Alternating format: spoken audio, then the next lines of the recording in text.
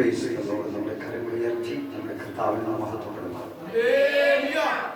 അനുഗ്രഹിക്കപ്പെട്ട ഉപവാസ പ്രാർത്ഥനയുടെ 6ാം ദിന പകലിൽ ബഹുമാന കത്തുദാസനോടും കുടുംബത്തോടും പ്രാരംഭത്തിൽ യോഗം പ്രാർത്ഥിച്ചാരംഭിച്ച ദൈവത്തിനോടും എല്ലാവരോടും ചേർന്ന് കർത്താവിനെ മഹത്വപ്പെടുത്തുവാൻ ദൈവം ഒരുക്കിയ കൃപകളെ ഓർത്ത് ഞാൻ ദൈവത്തിന് സ്തോത്രം ചെയ്യുന്നു. ഇന്ന് പകലിൽ ഇവിടെ ഞാൻ ദൈവവചനം ശുശ്രൂഷിക്കുക എന്നുള്ളത് കർത്താവദാസനെ ആഗ്രഹിച്ചിരുന്ന ഒരു കാര്യമല്ല. വൈകിട്ടാണ് പ്രിയ ദൈവദാസനെ ക്ഷണിച്ചതെന്ന് പറയാനിടയായി. ഫോൺ വിളിച്ചപ്പോൾ എനിക്കത് വ്യക്തമായി മനസ്സിലാക്കാൻ കഴിയാഞ്ഞതുകൊണ്ട് ഞാനൊരു 10:30 ഇവിടെ എത്തിച്ചേരാനിടയായി. ഈ ശനിയാഴ്ച വൈകിട്ടാണ് എന്നെ ക്ഷണിച്ചിരുന്നെങ്കിൽ ഞാൻ ഒഴിവാകത്തേ ഉള്ളൂ. കാരണം മഴ പെയ്യുന്ന രാത്രിയിൽ നമ്മുടെ ഇപ്പോഴത്തെ കാലാവസ്ഥയുടെ പ്രതികൂല നിമിത്തം വന്നു ചേർന്ന് പോകുവാനായിട്ട് കഴിയുകയില്ലായിരുന്നു. ഒഴിവാകുക നിവൃത്തിയുണ്ടായിരുന്നു. എന്നാൽ ഇന്നിവിടെ ഞാൻ വരിക എന്നുള്ളത് ദൈവത്തിൻ്റെ ഹിതമായി. അതുകൊണ്ടാണ് ദൈവം ആ കാര്യങ്ങളെ അങ്ങനെ ക്രമീകരിക്കേണ്ടത്. പ്രത്യേകിച്ച് 6 ദിവസമായി കഥാവിൻ്റെ വിലപ്രദാശന കുടുംബവും സഭയും ഉപവസിച്ച് പ്രാർത്ഥിച്ചുകൊണ്ടിരിക്കുകയാണ്. ദൈവത്തെ ഒത്തിരി പ്രതീക്ഷിച്ചായിരിക്കണം, ഒത്തിരി അനുഗ്രഹങ്ങൾ ആഗ്രഹിച്ചായിരിക്കണം, ഒത്തിരി പ്രയാസങ്ങൾ മാറിക്കിട്ടാനായിരിക്കണം. തീർച്ചയായും ദൈവം അത് തരും. കർത്താവിനോട് കൂടെയാണ് നമ്മളിരിക്കുന്നത്. കഴിഞ്ഞ ബുധൻ, വ്യാഴം, വെള്ളി 3 ദിവസക്കാലം ഞങ്ങൾക്ക് സഭയായി ഉപവസിച്ച് പ്രാർത്ഥിക്കുവാൻ കർത്താവ് വലിയ ഭാഗ്യം നൽകി. പ്രത്യേകിച്ച് അടുത്ത തിങ്കളാഴ്ച സ്കൂൾ തുറക്കുകയാണ്. കുഞ്ഞുങ്ങളെ വിദ്യാഭ്യാസത്തെ ഓർത്ത് സ്കൂൾ പ്രവേശനത്തിലും ഓർത്ത് പ്രാർത്ഥിക്കാനിടയായി. 3 ദിവസത്തെ പ്രാർത്ഥന 3 വീടുകളിലാണ് ക്രമീകരിക്കാനിടയായത്. ഓരോരുത്തരും ഓരോ ദിവസത്തെ പ്രാർത്ഥന പകലും വൈകിട്ടുമായി അവരുടെ വീടുകളിൽ നടത്തണം എന്ന് ഓർപ്പിച്ചതുകൊണ്ട് അങ്ങനെ 3 ദിവസക്കാലം 3 വീടുകളിൽ പ്രാർത്ഥിക്കാനിടയായി. അത് ഞങ്ങൾക്ക് വലിയ അനുഗ്രഹമായി. ആ ഭവനങ്ങളുടെ വിഷയങ്ങൾക്ക് വേണ്ടി ശക്തമായി പ്രാർത്ഥിക്കാൻ ഞങ്ങൾക്ക് വലിയ ഭാഗ്യമുണ്ടായി. അത് വലിയ അനുഗ്രഹമായി തീർന്നതോർത്ത് ഞാൻ ദൈവത്തെ സ്തുതിക്കുന്നു. കർത്താവിനോട് കൂടെയാണ് നമ്മളിരിക്കുന്നത്, യേശുവിനോട് കൂടെയാണ് നമ്മളിരിക്കുന്നത്. യേശുവിനോട് കൂടെ ഇരിക്കുമ്പോൾ യേശുവിൽ നിന്ന് ഒത്തിരി നമുക്ക് പ്രാപിക്കാൻ കഴിയും. എനിക്ക് കഥാമൃദാസിനെ ഇവിടെയുള്ള ദൈവസഭയെ ഓർത്ത് വളരെ സന്തോഷമുണ്ട്. വളരെ ശുഷ്കാന്തിയോടെ ഒരു അല്പസമയം പോലും വേസ്റ്റാക്കി കളയാതെ എപ്പോഴും ദൈവത്തിന് വേണ്ടി പ്രവർത്തിക്കുന്ന ഒരു കഥാമൃദാസിനെ പ്രിയ ഷണൽ പാസ്റ്റർ. അദ്ദേഹത്തിൻ്റെ ഉത്സാഹവും അദ്ദേഹത്തിൻ്റെ ചുരുക്കൊക്കെ സെൻറ്ററിലുള്ള എല്ലാ ദൈവദാസന്മാർക്ക് എല്ലാ ദൈവങ്ങൾക്ക് അറിയാവുന്നതാണ്. കർത്താവിന് വേണ്ടി അദ്ദേഹം അതുപോലെ പ്രവർത്തിക്കുന്നത് കൊണ്ട് ദൈവം അദ്ദേഹത്തെ അനുഗ്രഹിച്ചുകൊണ്ടിരിക്കും. ഒന്ന് കഴിഞ്ഞ കർത്താവിനെ മാനിക്കുന്നവരെ കർത്താവ് മാനിക്കും, കർത്താവിനെ ഉയർത്തുന്നവരെ കർത്താവ് ഉയർത്തും, കർത്താവിന് വേണ്ടി നിൽക്കുന്നവർക്ക് വേണ്ടി യേശുവിന് വേണ്ടി നിൽക്കാൻ തയ്യാറാകും, വിശ്വാസത്തിന് നിൽക്കാൻ തയ്യാറാകും.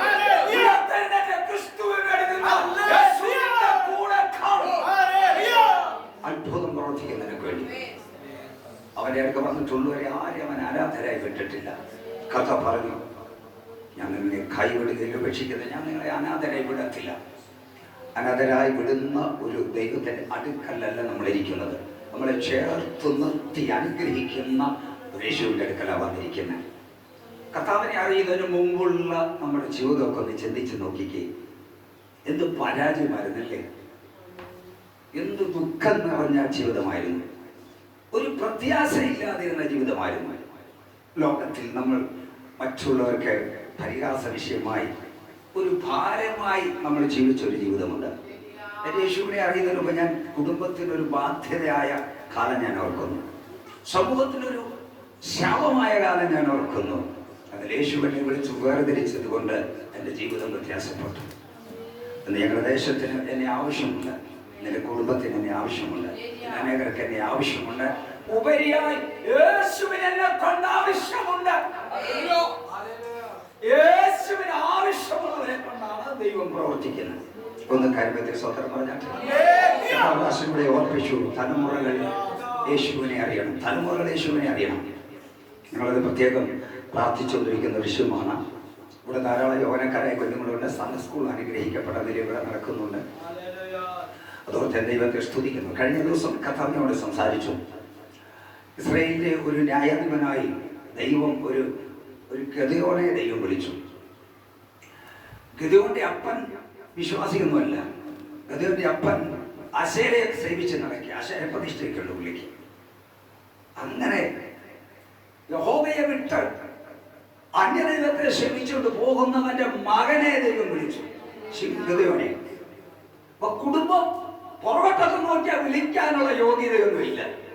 ദൈവത്തെ അറിഞ്ഞു വന്ന ഒരു പാരമ്പര്യത്തിൽ നിന്നൊന്നും അല്ല നമ്മളെ വിളിച്ചത്. എന്നെ വിളിച്ചത് അങ്ങനെ ദൈവത്തെ വിളിച്ചൊരു പാരമ്പര്യത്തിൽ നിന്നല്ല. വാസ്തവത്തിൽ ഞങ്ങളുടെ ഭവനങ്ങളിൽ നിന്ന് ആദ്യമായി ദൈവം എന്നെ വിളിച്ചത്. അതിനുശേഷമാണ് എൻ്റെ മാതാപിതാക്കൾ, എൻ്റെ സഹോദരങ്ങൾ പലരും ദൈവഭാഗത്ത് കടന്നു വരുവാനിടയായി തീർന്നത്. കഴിഞ്ഞ ദിവസങ്ങളെ കേട്ട് കാണുമായിരിക്കാം. അയൽക്കുന്നത്തുള്ള രജുബിറ്റി പാസ്റ്റർ, അദ്ദേഹത്തിന് എൻ്റെ പ്രിയ എൻ്റെ അമ്മയുടെ അനിയൻ്റെ മകനാണ്. ഷനൈ പാസ്റ്റർ അറിയാം.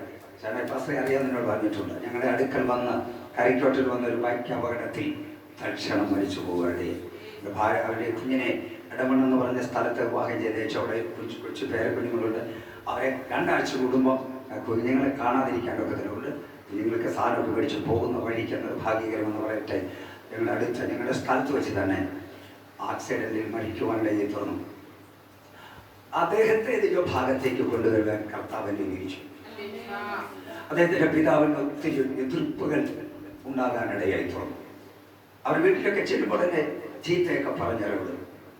കടാരയ്ക്ക് എടുത്തുകൊണ്ട് തന്നെ കുത്താൻ ഇറങ്ങി വരും. അങ്ങനെയൊക്കെ ഞങ്ങളുടെ വീട്ടിൽ പിച്ചാത്തിയായിട്ട് വന്നിട്ടുണ്ട്. അവരെ വിശ്വാസത്തിൽ കൊണ്ടുവന്നതിന്. പക്ഷെ ഒത്തിരി കഷ്ടം സഹിച്ച് കർത്താവിനോട് നിന്നു. ഒരു അനുഗ്രഹിക്കപ്പെട്ട ദൈവദാസനായി ഒത്തിരി പേരെ തികച്ച അദ്ദേഹം കർത്താവിൻ്റെ അടുക്കൽ പോയി. അദ്ദേഹത്തിൻ്റെ മകൻ ആ സഭയുടെ ശുശ്രൂഷ ഏറ്റെടുത്ത് ദൈവദാസന്മാരോടേക്ക് ആ കുഞ്ഞിനെ അവിടെ അനേമിച്ച് ചെയ്യുവാൻ അവിടെ ആധികാരപ്പെടുത്തോടെയായി തുറന്നു. കൊടുത്ത് നിങ്ങൾ പ്രാർത്ഥിക്കാൻ ഞാൻ പറഞ്ഞത്, യേശുവിനെ നമ്മൾ അറിയുന്നത് മുതലാണ് നമ്മുടെ ജീവിതം വ്യത്യാസപ്പെടുന്നത്. യേശുവിനെ നമ്മൾ അറിയുമ്പോൾ നല്ലൊരു പാരമ്പര്യമൊന്നും നമുക്ക് പറയാനില്ല. ദൈവത്തെ അറിഞ്ഞ് ജീവിച്ച ഒരു കുടുംബത്തിൽ നല്ല എന്നെ വിളിച്ചത്, ദൈവത്തെ അറിയാത്തൊരു വീട്ടിൽ നിന്നാണ് വിളിച്ചത്. ഗിദെയോനെ ദൈവം വിളിച്ചത് ഗിദെയോന്റെ അപ്പനൊരു വിശ്വാസിയായിട്ടല്ല.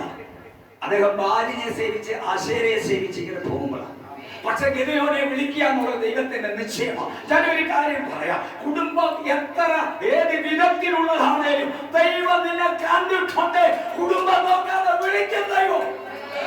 ദൈവത്തിന് ആവശ്യമുണ്ട്. ദൈവം വേറെ ആരെയും നോക്കത്തില്ല. ആവശ്യമുള്ളവരെ വിളിച്ചവന്റെ ശുശ്രൂഷയ്ക്കായി അവൻ അവരെ ചുമതലപ്പെടുത്തും. ദൈവത്തിന്റെ പദ്ധതി എന്ന് പറയുന്നത്. ഇന്ന് പകലിൽ നമ്മുടെ ഇരിക്കുന്നതിൽ പലരും പറയുന്നത്, ഞാൻ വന്നത് കൃപയാലാണ്, എനിക്കൊന്നും പറയാനില്ല, എനിക്കൊന്നും പുകഴാനില്ല. എന്റെ ദൈവം എന്നെ വിളിച്ചു, എന്റെ ദൈവം എന്നെ ശുശ്രൂഷയ്ക്കാക്കി, അതുകൊണ്ട് ഞാൻ ദൈവത്തെ സ്തുതിക്കുന്നു. ഞാൻ പറയുന്നത് ഇതാണ്, ഗിദെയോൻ അവിടെ ഗോതമ്പ് വിദ്യാലയയിൽ അപ്പെടാതിരിക്കാൻ മുന്തിരി ചെക്കിനരികെ വെച്ച് മതിച്ചുകൊണ്ടിരിക്കുമ്പോൾ ദൂതൻ വന്ന് വിളിച്ചു, പരാക്രമശാലി ഗിദെയോനെ, യഹോവ നിന്റെ കൂടെയുണ്ട്. അദ്ദേഹത്തിന്റെ മറുപടി ഇതാ, യഹോവ ഇപ്പോൾ നമ്മെ ഉപേക്ഷിച്ച് ജാതികളെ ഏൽപ്പിച്ചിരിക്കുന്നു. നമ്മുടെ പിതാക്കന്മാര് നമ്മളോട് പറഞ്ഞില്ലേ, മിസ്രയീമിൽ നിന്ന് കൊണ്ടുവന്നപ്പോൾ അവൻ ചെയ്ത അത്ഭുത പ്രവർത്തികൾ. ആ പ്രവർത്തികൾ എവിടെ? ദൈവത്തിന്റെ പ്രവർത്തികളെ അന്വേഷിക്കുന്ന ഗിദെയോൻ പിതാക്കന്മാരെ മിസ്രയീമിൽ കൊണ്ടുവന്നപ്പോൾ അത്ഭുതങ്ങൾ ചെയ്ത ദൈവം എവിടെ എന്ന് അന്യദൈവത്തെ സേവിക്കുന്നതിന്റെ കുടുംബത്തിൽ നിന്ന് ഒരു മകൻ വിളിച്ചു ചോദിക്കുക, എനിക്ക് ജീവനുള്ള ദൈവത്തെ സേവിക്കണം, എനിക്ക് പിതാക്കന്മാരുടെ ദൈവത്തെ വേണം, എനിക്ക് അത്ഭുതങ്ങളുടെ ദൈവത്തെ വേണം. പിതാക്കന്മാരെ മിസ്രയീമിൽ നിന്ന് പുറത്തു കൊണ്ടുവന്ന ദൈവത്തെയാണ് എനിക്ക് വേണ്ടത്. ആ ദൈവം എവിടെ? ഇന്ന് പകലിൽ തലമുറ ചോദിക്കട്ടെ, യൗവനക്കാരെ ചോദിക്കട്ടെ, അത്ഭുതങ്ങളുടെ ദൈവം എവിടെ? അത്ഭുതങ്ങളുടെ ദൈവത്തെ അന്വേഷിക്കുക. പിതാക്കന്മാരെ വിടുവിച്ച ദൈവത്തെ അന്വേഷിക്കുക. ഗിദെയോൻ അന്വേഷിക്കുന്നത് ഗിദെയോന്റെ അപ്പൻ സേവിക്കുന്ന ദൈവത്തെ അല്ല. അപ്പൻ അശൂരയും ഒക്കെയാ സേവിക്കുന്നത്. ആ ദൈവത്തെ ഗിദെയോന് വേണ്ട. ഗിദെയോന് വേണ്ടത് പിതാക്കന്മാരെ മിസ്രയിൽ നിന്ന് കൊണ്ടുവന്ന് അത്ഭുതങ്ങൾ ചെയ്ത് വിടുവിച്ച് ചെങ്കടൽ കടത്തി, യോർദാൻ കടത്തി, അവയും മരുഭൂമിയിലൂടെ നടത്തി കനാനിൽ കൊണ്ട് പാർപ്പിച്ച ആ ദൈവത്തെയാണ് ഗിദെയോന് വേണ്ടത്. ഇന്ന് പകൽക്കാലം പ്രിയപ്പെട്ട പിതാവ് ഇവിടെ പ്രാർത്ഥിച്ച് പറഞ്ഞു, ശരിയായ ഒരു അനുഭവം തലമുറ അതിനുവേണ്ടി ആഗ്രഹിക്കണം. ഗിദെയോൻ അത് ആഗ്രഹിച്ചു. ആ ദൈവത്തിന്റെ പ്രവൃത്തി എവിടെ? ചോദിച്ചവന്റെ കണ്ണിനും അല്ല, അവനെ കൊണ്ട് തന്നെ ആ ദൈവം ആരാണെന്ന് വെളിപ്പെടുത്തി ദൈവം. ഇന്ന് പകൽ നിങ്ങൾ നല്ല ഒരു ശുശ്രൂഷ ആഗ്രഹിച്ചാൽ, ആ ദൈവത്തിന്റെ അത്ഭുതങ്ങൾ ആഗ്രഹിച്ചാൽ, ആ ദൈവ പ്രവൃത്തിയെ കുറിച്ച് നിങ്ങൾ ചിന്തിച്ചാൽ, അത് നിങ്ങളിലൂടെ ദൈവം ചെയ്യും. ഗിദെയോൻ ചോദിച്ചത് ആ ദൈവത്തിന്റെ അത്ഭുത പ്രവൃത്തികൾ എവിടെയാണെന്ന് ചോദിച്ച ആ ഗിദെയോനെ തന്നെ അത്ഭുത ശുശ്രൂഷയ്ക്ക് വേണ്ടി ദൈവം ഉപയോഗിച്ചെങ്കിൽ, നിനക്ക് ആഗ്രഹമുണ്ടെങ്കിൽ, നീ അന്വേഷിക്കുമെങ്കിൽ, നിന്നിലൂടെ ദൈവം അത് ചെയ്യും. വിശ്വസിക്കുന്ന ഒരു കാര്യം ആ ദൈവത്തിന്റെ പ്രവൃത്തികൾ എവിടെയെന്ന് ആഗ്രഹിച്ച് ചോദിച്ച ശിംശോനിലൂടെ, അത് ഗിദെയോനിലൂടെ തന്നെ ദൈവം തന്റെ പ്രവൃത്തികൾ വെളിപ്പെടുത്തിയെങ്കിൽ അവൻ ആഗ്രഹിക്കുന്ന മക്കളെ തൃപ്തിപ്പെടുത്ത ദൈവമാണ്. അവന്റെ പ്രവൃത്തി കാണാൻ ആഗ്രഹിക്കുന്നവർ, അവന്റെ മഹത്വം കാണാൻ ആഗ്രഹിക്കുന്നവർ, അവന്റെ വിടുതൽ കാണാൻ ആഗ്രഹിക്കുന്നവർ, അവന്റെ ശക്തി കാണാൻ ആഗ്രഹിക്കുന്നവർക്ക് അത് വെളിപ്പെടുത്തുന്ന ദൈവത്തെയാണ് വേദപുസ്തകം പരിചയപ്പെടുത്തുന്നത്. ഇന്ന് ഉപവാസ പ്രാർത്ഥനയിൽ അവന്റെ ശക്തി വെളിപ്പെടാൻ, അവന്റെ മഹത്വം കാണാൻ, അവന്റെ പ്രവൃത്തി വെളിപ്പെടുവാൻ ആഗ്രഹത്തോടെ പ്രാർത്ഥനയോടെ ഇരിക്കുന്ന ദൈവത്തിലെ ഈ പ്രാർത്ഥന കഴിയുമ്പോൾ നിന്റെ ആഗ്രഹത്തിൽ അവന്റെ കാലം വെച്ചിരിക്കും. മറുപടി ദൈവം തന്നിരിക്കുമെന്ന് ദൈവത്തിന്റെ അമ്മ പറയുന്നു. മറ്റൊരു വ്യക്തിയുണ്ട്, എലീശ എന്ന് പറയുന്ന വ്യക്തി. അദ്ദേഹം എന്താ പറയുന്നേ? ഏലിയാവിന്റെ ദൈവം എവിടെ? ദൈവത്തെ അന്വേഷിക്കുക, എനിക്ക് ആ ദൈവത്തെ കാണണം. പിതാക്കന്മാരുടെ ദൈവം, അവർ കൈ അത്ഭുതങ്ങൾ ചെയ്ത ദൈവം എവിടെ? ഏലിയാവിന്റെ ദൈവം എവിടെ എന്നാ തിരക്കിയത് എന്ന് ചോദിച്ച് യോർദാനെ അടിച്ചു. യോർദാൻ നന്നായി പിളർന്നു. ദൈവം അവിടെ വെളിപ്പെട്ടു. നീ ദൈവത്തെ തിരക്കിയാൽ, ദൈവത്തെ അന്വേഷിച്ചാൽ ദൈവം നിനക്ക് വെളിപ്പെടും. ദൈവം നിന്നിലൂടെ അത് ചെയ്യും. യേശു പറഞ്ഞു, അന്വേഷിപ്പിൽ നിങ്ങൾ കണ്ടെത്തും. എന്താ അന്വേഷിക്കാൻ പറഞ്ഞേ? ദൈവത്തെ അന്വേഷിക്കാനാണ്.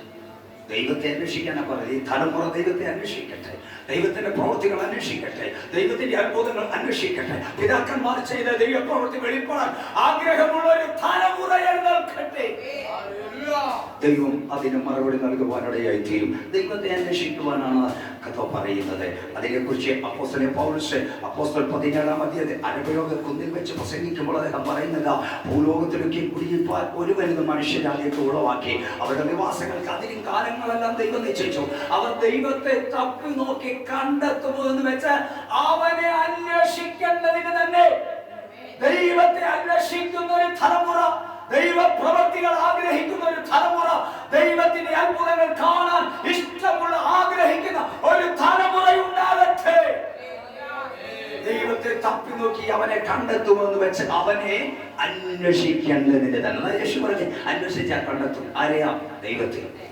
ദൈവത്തെ തിരക്കുന്ന, ദൈവത്തെ തേടുന്ന, ദൈവപ്രവൃത്തി ആഗ്രഹിക്കുന്ന ഒരു കൂട്ടം ഈ ദേശത്തുണ്ടാകട്ടെ. ബഹുമാന്യ ദേവദാസിന്റെയും കുടുംബത്തിന്റെയും പ്രാർത്ഥനയുടെ ഫലമായി അനുഗ്രഹിക്കപ്പെട്ട സഭയുടെ തൊട്ടോളം വളർന്നു വരാനിടയായി തോന്നുന്നു.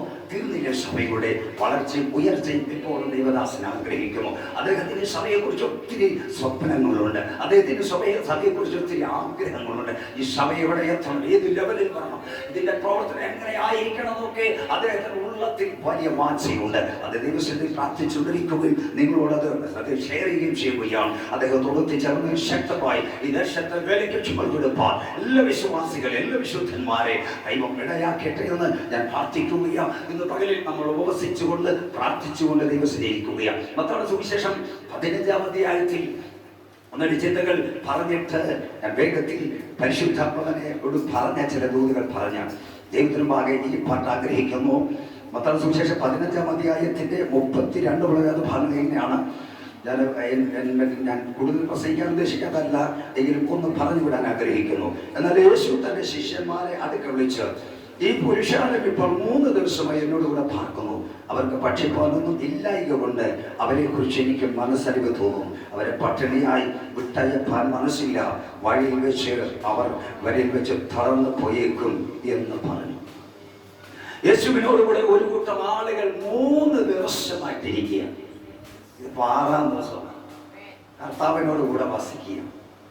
യേശുവിനോടുകൂടെ ഇരിക്കുന്നവരുടെ ആവശ്യം ദൈവമായി, യേശുവിനോടുകൂടെ ഇരിക്കുന്നവരുടെ അവസ്ഥ ദൈവമായി. യേശു ആരാണെന്നറിയുമോ? യേശു സർവജ്ഞാനിയായ ദൈവമാണ്. യേശു പല പരീക്ഷന്മാരുടെ വീടുകളിലൊക്കെ കടന്നു ചെയ്യുമ്പോൾ, ചുങ്കക്കാരുടെ വീടുകളിലൊക്കെ ചെല്ലുമ്പോൾ യേശുവിനെ കുറിച്ച് പലരും ഇരുന്ന് പിറുപിറുക്കും. ഇവനൊരു പ്രവാചകനായിരുന്നു. ഒരിക്കൽ ഒരു ഒരു പരിസരത്ത് വേണ്ടി ചെന്നപ്പം ആ ദേശത്തെ ഏറ്റവും പാവനിയായ ഒരു സ്ത്രീ വന്ന് യേശുവിൻ്റെ അടുക്കൽ വന്ന് അവിടെ കണ്ണുനീര് കൊണ്ട് കാലൊക്കെ കഴുകി തലമുടി കൊണ്ടൊക്കെ തുടച്ച് ഇങ്ങനെ ചുംബിച്ചപ്പോൾ അവനെ ക്ഷണിച്ച പരീക്ഷ ഇവനൊരു പ്രവാചകനായിരുന്നെങ്കിൽ അതൊക്കെ അവർ തൊടുന്ന ആരാന്നറിഞ്ഞ. പക്ഷെ കർത്താവ് അവന്റെ ചിന്ത അറിഞ്ഞു. ദൈവം നിന്റെ ഉള്ളത്തിൽ ചിന്തിക്കുന്നതല്ലോ. ദാവീദ് പറഞ്ഞു, എന്റെ നിരൂപണം നീ ദൂരത്തിൽ നിന്നായിരുന്നു. എന്റെ നടപ്പും കിടപ്പും എല്ലാം ശോധന നീ അറിയാതൊരു വാക്കുകളുണ്ടാവും. നമ്മളെ മുഴുവനായി അറിയാതെ നമ്മുടെ ജീവിതത്തിൽ ദൈവത്തിന് ഒളിപ്പിക്കാൻ കഴിയുന്നതൊന്നുമില്ല. മനുഷ്യനെ മറച്ചോണ്ട് പോകാം, ചിലപ്പോൾ പാസ്റ്ററെ മറച്ചേക്കാം, പാസ്റ്റർ മാമയെ മറയ്ക്കാം, വിശ്വാസികളൊക്കെ മറയ്ക്കാം. പക്ഷേ അഗ്നിജ്വാലയ്ക്കത്തുള്ള കണ്ണുള്ളവനെ എനിക്കും നിനക്കും ഒന്നും മറയ്ക്കാൻ കഴിയില്ല. സകലതും അവന്റെ കണ്ണിന് മുമ്പിൽ നഗ്നവും മറമായിരിക്കും. അവനുമായിട്ടാണ് നമുക്ക് കൂട്ടായ്മയുള്ളത്. അതുകൊണ്ട് ഇവിടെ പറയുകയാണ്, യേശുവിന്റെ കൂടെ 3 ദിവസമായിട്ട് അവരിയ്ക്കുക. അപ്പൊ കർത്താവ് അവരോട് പറയുകയാണ്, 3 ദിവസമായി ജനം എന്റെ കൂടെ ഇരിക്കുന്നു.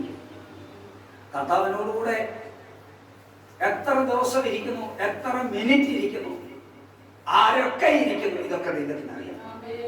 ആരൊക്കെ ഇരിക്കുന്നത്, എത്ര ദിവസമായിരിക്കാൻ തുടങ്ങിയിട്ട് ഇവരെയൊക്കെ കർത്താവിനെ നന്നായിട്ട് അറിയാം. അപ്പൊ കർത്താവ് പറയും, ഇവരെ 3 ദിവസമായിട്ട് നമ്മുടെ കൂടെ ഇരിക്കുക. ഈ 6 ദിവസത്തെ പ്രാർത്ഥനയിൽ യേശുവിനോട് എത്ര ദിവസം നിങ്ങൾക്ക് ഇരിക്കാൻ കഴിയും? ഈ കൂട്ടായ്മയിൽ എത്രത്തോളം യേശുവിനെ ആരാധിച്ചുകൊണ്ടിരിക്കാൻ കഴിയും? ആ ദിവസത്തിന്റെ എണ്ണം വരെ കർത്താവിനറിയാം, മിനിറ്റുകൾ വരെ കർത്താവിനറിയാം. എല്ലാം കർത്താവ് അറിയുന്നുണ്ട്. 3 ദിവസമായി അവരെന്നോട് കൂടെ ഇരിക്കുന്നു. അത് മാത്രമല്ല, കർത്താവ് പറയാം, അവർക്ക് ഭക്ഷിപ്പാനൊന്നും ഇല്ലായ്ക കൊണ്ട് അവരെ കുറിച്ച് എനിക്ക് ചില ഇല്ലായ്മക്കാരായിരിക്കുന്നു. ഇല്ലായ്മയുണ്ട്, ഭക്ഷിക്കാനില്ല. അവിടെ ഇല്ലായ്മ ആരറിഞ്ഞു? യേശുവിൻ്റെ ഇടയ്ക്ക് ഇരിക്കുന്ന നിന്റെ ഇല്ലായ്മ യേശു അറിയും.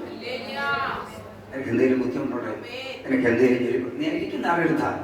യേശുവിന്റെ ദൈവത്തിന്റെ അടുത്തായിരിക്കുന്നത്. സർവശക്തിയുള്ള സർവശക്തനായ ദൈവത്തിന്റെ അടുക്കലിരിക്കുന്ന ദൈവത്തില് ഇന്ന് നീ ഇരിക്കുമ്പോൾ നിന്റെ ആവശ്യം എന്താണെന്ന് എന്റെ യേശുവിന് അറിയാം. അവൻ അറിഞ്ഞു, ഭക്ഷിപ്പാനൊന്നും അവർക്ക് ഇല്ല. യേശുവിന്റെ അടുക്കൽ ഇരിക്കുന്നവരെ ശരിക്കും യേശുവിനെ അറിയാം. അവരുടെ ഇല്ലായ്മകൾ യേശുവിനെ അറിയാം. ഭക്ഷിപ്പാനൊന്നും ഇല്ലായ്മ കൊണ്ട് യേശുവിന് അവരോട് മനസ്സരിവ് തോന്നി. എന്നിട്ട് കർത്താവ് ഒരു കാര്യം പറയുകയാണ്, അവരെ ഇങ്ങനെ വിട്ടാൽ, പട്ടിണിയായി വിട്ടാൽ മനസ്സില്ല. യേശുവിന് പട്ടിണി അവരെ അങ്ങനെ വിടാൻ യേശുവിന് മനസ്സില്ല. നിന്നെ ചുമ്മാ ഒന്നും വിടാൻ ദൈവം ആഗ്രഹിക്കുന്നില്ല. നീ യേശുവിൻ്റെ അടുക്ക വന്നെങ്കിൽ നിന്നെ നിറച്ചേ വിടത്തുള്ളൂ. യേശുവിൻ്റെ അടുക്ക വന്നെങ്കിൽ നിനക്ക് പരിഹാരം തന്നെ വിടത്തുള്ളൂ. യേശുവിൻ്റെ അടുക്ക വന്നെങ്കിൽ നിന്നെ സൗഖ്യമാക്കിയേ വിളിക്കത്തുള്ളൂ. നീ വന്നത് യേശുവിൻ്റെ അടുക്കലാണ്. നീ വിടുതലോടെ മടങ്ങത്തുള്ളൂ. നിന്നെ പട്ടിണിക്ക് വിടത്തില്ല, നിന്നെ തടലിന്റെ അവസ്ഥ വിടത്തില്ല, നിരാശയോടെ വിടത്തില്ല, ഭാരത്തോടെ വിടത്തില്ല, രോഗത്തോടെ വിടത്തില്ല. നിന്റെ പ്രശ്നം പരിഹരിച്ച് നിന്നെ പറഞ്ഞു വിടത്തുള്ളൂ. ഇങ്ങനെ അവരെ വിട്ടാൽ, വിടാൻ എനിക്ക് മനസ്സില്ല. മാത്രമല്ല, അവരെ അങ്ങനെ വിട്ടാൽ അവരെന്ത് ചെയ്യും? വഴി വെച്ച് ഇത് കർത്താവിനറിയാം. നമ്മൾ പോകുന്ന പോക്കി ഈ പ്രാർത്ഥന കഴിഞ്ഞ് വീട്ടിലേക്ക് പോകുമ്പോൾ നമുക്കുണ്ടാകാൻ പോകുന്ന കാര്യം കർത്താവിന് മുന്നമേ അറിയാം. അതും കർത്താവിനറിയാം. കഥ പറയാം, അവർ വഴിയിൽ തളർന്നു പോകും. വഴിയിൽ തളർന്നു. അതുകൊണ്ട് അവർക്ക് തളരാതിരിക്കാൻ, അവർ ക്ഷീണിക്കാതിരിക്കാൻ, അവർ ബലത്തോടെ നടക്കാൻ ഞാൻ അവർക്ക് ആവശ്യമായത് കൊടുക്കാൻ പോവാം. ഇന്ന് പകലി ഉപവാസ പ്രാർത്ഥന ബലത്തോടെ, ശക്തിയോടെ, അപ്പാവിന്റെ അഭിഷേകത്തോടെ, വചനത്തിന്റെ അടിസ്ഥാനത്തിൽ, വചനത്തിന്റെ ശക്തിയോടെ ക്രിസ്തുവിന് വേണ്ടി മുന്നോട്ട് പോകാൻ ആവശ്യമായത് ഉപവാസ പ്രാർത്ഥനയിൽ പരിശുദ്ധനായ ദൈവം നിന്റെ മേൽ പകരാൻ പോകിയ ഒരപ്പാവിന്റെ വലിയ ശക്തി നിന്റെ മേൽ ഇറങ്ങി ആത്മീയ ജീവിതത്തിൽ മുന്നേറ്റത്തിനായി നിന്നെ ഒരുക്കുന്ന ദൈവങ്ങളെ വന്നിട്ടുണ്ട്. പലപ്പോഴും കരങ്ങളും ശുശ്രൂഷകൾ പ്രാപിക്കാൻ ആഗ്രഹിച്ചിട്ട് വേണ്ട നിലയിൽ പ്രാപിക്കാനാവാതെ, അഥവാ പ്രാപിച്ചാൽ പോലും അത് വേണ്ട നിലയിൽ വ്യാപാരം ചെയ്യാൻ കഴിയാതെ ഭാരപ്പെടുന്നതിന്റെ അവസ്ഥയ്ക്ക് ഈ അവസാന ദിവസത്തിൽ ദൈവം ഒരു മാറ്റം വരുത്താൻ പോകുകയാണ്. ഒരാത്മശക്തിയോടെ, ഒരധികാരത്തോടെ ദൈവം നിന്നെ അയക്കാൻ പോയ. കാരണം കർത്താവിന് നിന്നെ കുറിച്ച് ഉദ്ദേശമുണ്ട്. ദൈവത്തിന് നിന്നെ കുറിച്ച് പദ്ധതികൾ. നമ്മൾ കേട്ടല്ലോ, ഗദയോനെ വിളിച്ചത് ഇസ്രായേൽ ന്യായാധിപനായി ഇസ്രായേലിനെ രക്ഷിക്കാനാണ്. ഇന്ന് പകൽ വിളിക്കുന്ന പ്രിയപ്പെട്ടവരെ, നിങ്ങൾക്ക് ചിലരെ രക്ഷിക്കാനുണ്ട്, നിങ്ങൾക്ക് ചിലരെ നേടാനുണ്ട്, നിങ്ങൾക്ക് ചിലരെ യേശുവിൻ്റെ അടുക്കൽ കൊണ്ടുവരാനുണ്ട്. അതിന് വേണ്ടതാണ് കഥാവ് നിങ്ങളുടെ പേരിൽ നിന്ന് പകരാൻ പോകുന്നത്. ഒരാത്മാവിന്റെ അഭിഷേകത്തിനായി പ്രാർത്ഥിച്ചോണം. ഒരധികാരത്തിന്റെ ശുശ്രൂഷയ്ക്ക് വേണ്ടി ദൈവത്തോട് പ്രാർത്ഥിച്ചോണം. യേശുവിന്റെ അടുക്കൽ ഇരിക്കുന്നവർക്ക് യേശു അത് നൽകും. ആരും നിരാശയോടെ അവന്റെ അടുക്കൽ നിന്ന്, ആരും ഭാരത്തോടെ അവന്റെ അടുക്കൽ നിന്ന്, ആരും വേദനയോടെ അവന്റെ അടുക്കൽ നിന്ന് പോകുവാൻ അവന് മനസ്സില്ല. അവനല്ലാതെ പിന്നെ ആരാ നമ്മെ വിടുവിക്കാനുള്ളത്? അവനല്ലാതെ വേറെ ആരും ഇല്ലെന്ന് അവൻ അറിയാം. അതുകൊണ്ട് അവൻ നിനക്ക് വേണ്ടി അത് ചെയ്ത് കഴിഞ്ഞിരിക്കും. ഈ യൂത്തിനെ വീണ്ടെടുക്കുന്ന സന്ദർഭം ബോവസ് പറയുന്ന ഒരു കാര്യമുണ്ട്. അവളെ വീണ്ടെടുക്കാൻ എന്നെക്കാട്ടിലും അടുത്തൊരു ചാർച്ചക്കാരനുണ്ട്. അവൻ വീണ്ടെടുക്കുന്നെങ്കിൽ വീണ്ടെടുക്കട്ടെ. ആദ്യത്തെ ചാൻസ് അദ്ദേഹത്തിന്. ഇനി പറയാം, അവൻ അഥവാ അവളെ വീണ്ടെടുക്കുന്നില്ലെങ്കിൽ ഞാൻ തീർച്ചയായിട്ടും ലൂത്തിനെ എന്ത് ചെയ്തിരിക്കും? എലിമേലെക്കിനോട് വീണ്ടെടുക്കും. അതെന്താ കാരണം? ഇനി എനിക്ക് ശേഷം വേറൊരാൾ ഇല്ലതാ. അവൻ അപ്പുറത്ത് വേറൊരാളില്ലെന്ന്. യേശു നിന്നെ വിടുവിച്ചില്ല, പിന്നെ വേറെ ആരാളുള്ളത്? യേശു നിന്നെ സൗഖ്യമാക്കിയെങ്കിൽ പിന്നെ വേറെ ആരാളുള്ളത്? യേശു നിന്റെ പാപം പരിഹരിക്കപ്പെട്ടെങ്കിൽ അത് പരിഹരിക്കാൻ വേറെ ആരാ ഉള്ളത്? വേറെ ആരും ഇല്ലാത്തത് കൊണ്ട് അവൻ നിനക്ക് വേണ്ടി അത് ചെയ്യുന്നത്.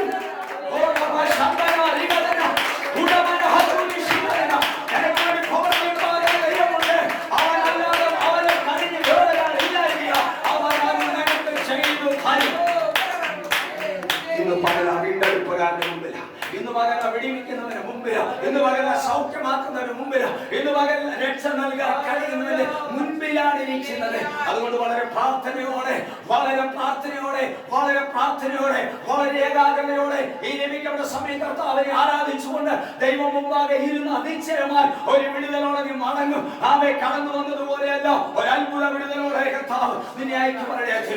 ശാരീരികമായ രോഗത്താലും ഭാരത്താലും സാമ്പത്തിക ഞെരുക്കത്താലും കടഭാരത്താലും വിവിധ പ്രശ്നങ്ങൾ വലഞ്ഞ് എങ്ങനെ ജീവിതം മുൻപോട്ട് കൊണ്ടുപോകുന്നോർത്ത് വല്ലാത്തൊരവസ്ഥയിലാണ് നീ വന്നു നിൽക്കുന്നത്. ശിഷ്യന്മാരെ തണ്ടുവലിച്ച് കുഴഞ്ഞ് മുന്നോട്ട് പലത് നയിക്കാൻ കഴിയാതെ അവരുടെ പ്രവൃത്തിയിൽ അവർ തളർന്നുപോലെ മടുത്തെന്ന് പറഞ്ഞ് മതിയെന്ന് പറഞ്ഞ് ഇനി എനിക്ക് ഒരു ചുവട് പോലും മുന്നോട്ട് വയ്ക്കാൻ കഴിയുന്നില്ല എന്ന് പറഞ്ഞ് ഭാരപ്പെട്ടിരിക്കുന്ന ജീവിതമേ, അവൻ നിന്റെ അടുക്കൽ വന്ന് നിന്റെ സാഹചര്യം അറിഞ്ഞ് സ്ഥിതി അറിഞ്ഞ് അവൻ നിനക്ക് വേണ്ടി അത്ഭുതങ്ങൾ ചെയ്യുന്ന ദൈവം. നമുക്ക് അസാധ്യമായത് ദൈവം സാധിക്കും. ഈ റോമാലേഖന 8 അധ്യായത്തിൽ ഒരു വാക്യമുണ്ട്, ന്യായപ്രമാണത്തിന് ചെയ്യാൻ സാധിക്കാൻ കഴിയാഞ്ഞത്. ജഡത്തിന്റെ ബലഹീനത നിമിത്തം ന്യായപ്രമാണത്തിന് സാധിച്ചു തരാൻ കഴിയാത്തത് ദൈവം തന്റെ പുത്രനെ ഈ ലോകത്തിലേക്ക് അയച്ച് പാപത്തിന് ജഡത്തിൽ ശിക്ഷ വിധിച്ചു. ജഡത്തെ അല്ല, ആത്മാവിനെ അനുസരിച്ച് നടക്കുന്ന നമ്മളിൽ ന്യായപ്രമാണത്തിന്റെ നീതി നിവൃത്തിയാകേണ്ടത്. അപ്പൊ ജഡത്തിന്റെ ബലഹീനത നമുക്ക് സാധ്യമൊന്നും പറ്റത്തില്ലായിരുന്നു. ന്യായപ്രമാണത്തിന് അതുകൊണ്ട് പറ്റത്തില്ലായിരുന്നു. പക്ഷേ പറ്റാത്തത് ന്യായപ്രമാണത്തിന് സാധിച്ചെടുക്കാൻ കഴിയാഞ്ഞത് ദൈവം തന്റെ പുത്രനെ അയച്ച് നമുക്ക് സാധിച്ചു. പലർക്കും സാധിക്കാത്തത്, പലതിനും സാധിക്കാത്തത് ദൈവം സാധിപ്പിച്ചു തരും. മനുഷ്യൻ ബലഹീനനാണ്, മനുഷ്യൻ ഭാവിയാണ്. ഞാനൊരു കാര്യം പറയാം, പാവിയായ മനുഷ്യനെ ആർക്ക് രക്ഷിക്കാൻ കഴിയും? ന്യായപ്രമാണത്തിന് സാധിക്കാഞ്ഞത് മനുഷ്യൻ ബലഹീനത നിന്ന് ദൈവം തന്റെ പുത്രനെ പാവജടത്തിന്റെ സാദൃശ്യത്തിലാക്കി പാപത്തിന്റെ ജഡത്തിൽ ശിക്ഷ വിധിച്ചു. ജഡത്തെയല്ല, ആത്മാവിനെ അനുസരിച്ച് നടക്കുന്ന നമ്മളിൽ ന്യായപ്രമാണത്തിന് നീതി നിവൃത്തിയാകുന്നത്. അപ്പൊ നമ്മൾ ബലഹീനരാണ്, നമുക്ക് സാധിക്കുന്നില്ല, നമുക്ക് നേടാൻ കഴിയുന്നില്ല, നമുക്ക് ഏറ്റെടുക്കാൻ കഴിയുന്നില്ല. അത് ദൈവം നമുക്ക് അത് ചെയ്തു തരികയാണ്. ഞാനൊരു കാര്യം പറയട്ടെ, ഈ കാര്യം ഒന്നൊരു കാര്യം പറഞ്ഞ് വേഗത്തിൽ അവസാനം ഞാൻ മുന്നോട്ട് പോകാം. കായിനെ കുറിച്ച് നമുക്ക് എല്ലാവർക്കും അറിയാം. കായിനോട് ദൈവം പറയുന്നൊരു കാര്യമുണ്ട്, കായിനെ നീ നന്മ ചെയ്യുന്നെങ്കിൽ നിനക്ക് പ്രസാദം ഉണ്ടാകത്തില്ലേ? കായിന് ഹാവേലി യാഗം കഴിച്ചത് നമുക്ക് പരിചയമാണ്, കുഞ്ഞുങ്ങൾക്കല്ലാതെ. ഹാവേലിന്റെ യാഗത്തിൽ യഹോവ സാധിച്ചു, കായിന്റെ യാഗത്തിൽ യഹോവ പ്രസാദിച്ചില്ല. അവന് ദേഷ്യം വന്നു. ദേഷ്യം അതിന് കോപം എന്ന് പറഞ്ഞ ജഡത്തിന്റെ പ്രവൃത്തിയാണ്. അപ്പൊ കായിൻ ജഡത്തിൽ ഇങ്ങനെ നിൽക്കുക, ജഡത്തിന്റെ പ്രവൃത്തികളോട് നിൽക്കുക. അത് മാത്രമല്ല, കർത്താവരോട് പറയാ, നീ നന്മ ചെയ്യുന്നെങ്കിൽ നിനക്ക് പ്രസാദം ഉണ്ടാകത്തില്ലേ? പക്ഷെ കായിന് നന്മ ചെയ്യാൻ എന്ത് ചെയ്യുന്നില്ല, കഴിയുന്നില്ല. പൗലോസ് പറഞ്ഞു, എനിക്ക് നന്മ ചെയ്യണമെന്ന് ആഗ്രഹമുണ്ട്, പക്ഷെ ഞാൻ ഇച്ഛിക്കാത്ത തിന്മയായി ചെയ്യുന്നത്. അതെന്താ? അത് ഞാനല്ല, എന്നിൽ വസിക്കുന്ന പാപമാണ്. അപ്പം കായിനിൽ പാപം നിറഞ്ഞിരിക്കുക, പാപം നിറഞ്ഞിരിക്കുമ്പോൾ നന്മ ചെയ്യാൻ കഴിയുന്നില്ല. അത് മാത്രമല്ല, അവനോട് ദൈവം പറഞ്ഞു, നന്മ ചെയ്താൽ നിനക്ക് പ്രസാദം ഉണ്ടാവുമെന്ന് പറഞ്ഞു. പക്ഷേ ഇത് ദൂത് അങ്ങോട്ട് കേട്ട ഉടനെ അടുത്തത് അവൻ ചെയ്ത എന്താ അറിയുമോ? നന്മയല്ലേ ചെയ്ത, സഹോദരനെ കൊന്നു കളഞ്ഞു. നീ നന്മ ചെയ്താൽ നിനക്ക് പ്രസാദം ഉണ്ടാകുന്ന ദൈവം അവനോട് പറഞ്ഞു ഉടനെ അവൻ നന്മയാ ചെയ്യേണ്ടത്. പക്ഷെ അവൻ ഉടനെ ചെയ്തെന്താ അറിയാമോ? സഹോദരനെ പിടിച്ചാൽ പാപത്തോട് പാപം കൂട്ടുക. മനുഷ്യന്റെ ബലഹീനത, മനുഷ്യന്റെ പാപത്തിൽ നിന്ന് അവൻ സ്വയം രക്ഷപ്പെടാൻ കഴിയാത്ത ഗതികളാണ് ഞാൻ നിങ്ങളോട് പറയുന്നത്. പാപത്തിൽ നിന്ന് നമുക്ക് സ്വന്തമായി രക്ഷപ്പെടാൻ ഒക്കത്തില്ല, യേശു ജീവിച്ചല്ലാതെ. കായനോട് പറഞ്ഞു നന്മ ചെയ്യാൻ പറഞ്ഞു, പക്ഷെ അവൻ നന്മ ചെയ്യാൻ കഴിയുന്നില്ല. അവൻ എന്ത് ചെയ്തു? അവൻ സഹോദരനെ കൊന്നു കളഞ്ഞു, ഒന്നുകൂടെ പാപം ചെയ്തു. ഒടുവിൽ അവൻ അവിടം വിട്ട് ശാപഗ്രസ്തനായി പോയി. ദൈവത്തോട് പറയാ, ഞാനിതാ ശപിക്കപ്പെട്ടവനായിട്ട് എന്ത് ചെയ്യുന്നു? അപ്പൊ ശാപം കൂടെ അവന്റെ പേരുണ്ട്, ദൈവത്തിന്റെ ശാപം. അതെന്താ കാരണം? പാപനിമിത്തമാണ് അവൻ ഇതൊക്കെ വന്ന് ഭവിച്ചത്. ഈ കായിന്റെ തലമുറ ആര് രക്ഷിക്കും? പാപം ചെയ്ത് നന്മ ചെയ്യാൻ കഴിയാത്ത, ദൈവത്തെ പ്രസാദിപ്പിക്കാൻ കഴിയാത്ത, പാപനിമിത്തം ദൈവത്തിന് വേണ്ടി ജീവിക്കാനാവാത്ത കായിന്റെ തലമുറയെ ആര് രക്ഷിക്കും? അവൻ നിസ്സഹായനാണ്, അവൻ ബലഹീനനാണ്, അവന് പാപത്തിൽ നിന്ന് സ്വയം രക്ഷപ്പെടാൻ കഴിയത്തില്ല. ഒരു കാര്യം ഞാൻ പറയാം, കായിന്റെ തലമുറയ്ക്ക് കൂടെ വേണ്ടിയാ യേശു ക്രൂശിൽ മരിച്ചത്. ലോകത്തിലുള്ള സകല മാനവജാതിക്കും കൂടെ ക്രൂശിൽ മരിച്ചത്. അങ്ങനെയാണെങ്കിൽ ബലഹീനരായവരുടെ പാപത്തിൽ നിന്ന് സ്വയം രക്ഷപ്പെടാൻ, മോചനം പ്രാപിക്കാൻ കഴിയാത്തവരുടെ പാവം കൂടെ ആരേറ്റെടുത്തു? യേശു ഏറ്റെടുത്തു. നീ അത് വിശ്വസിച്ചാൽ മതി, വിശ്വസിച്ചാൽ മതി. രക്ഷ നമുക്ക് സൗജന്യമാണ്. ശരീരത്തിന്റെ ബലഹീനത നിന്ന് ന്യായപ്രമാണം ചെയ്യാൻ കഴിയാറില്ല. ന്യായപ്രമാണം നല്ലതാപ്പിയ, പക്ഷെ മനുഷ്യൻ ഭാവി ആയതുകൊണ്ട് ന്യായപ്രമാണം അനുസരിക്കാൻ കഴിയുന്നില്ല. പക്ഷെ ഈ പാപത്തിന് പരിഹാരം ക്രൂശിലൂടെ യേശു പരിഹരിച്ചതാണ്. എന്നാൽ ക്രിസ്തുവിന്റെ അടുക്കലേക്ക് വരുന്ന എല്ലാവർക്കും വിടുതൽ ഉറപ്പാണ്. ഇന്ന് പകൽക്കാല ദൈവത്തിന്റെ പകുതിയിൽ പലതിനും സാധിക്കാത്ത, പരിശ്രമിച്ച് പരാജയപ്പെട്ടത് യേശുവിന്റെ അടുത്ത് വരുമ്പോൾ നിനക്ക് ജയമായി മാറും. മറ്റൊരിക്കൽ രക്ഷിക്കപ്പെടാം.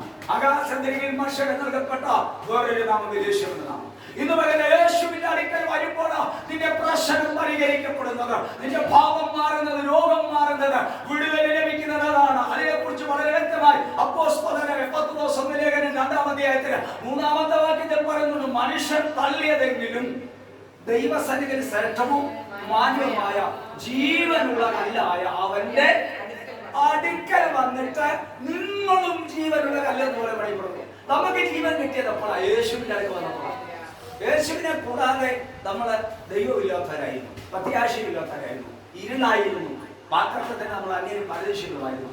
പക്ഷെ ജീവനുള്ള കല്ലായ അവന്റെ അടുക്കൽ വന്നപ്പോൾ നമ്മൾ ജീവനുള്ള കല്ലായി. യേശുവിന്റെ അടുക്ക വന്നതാ ഭാഗ്യം.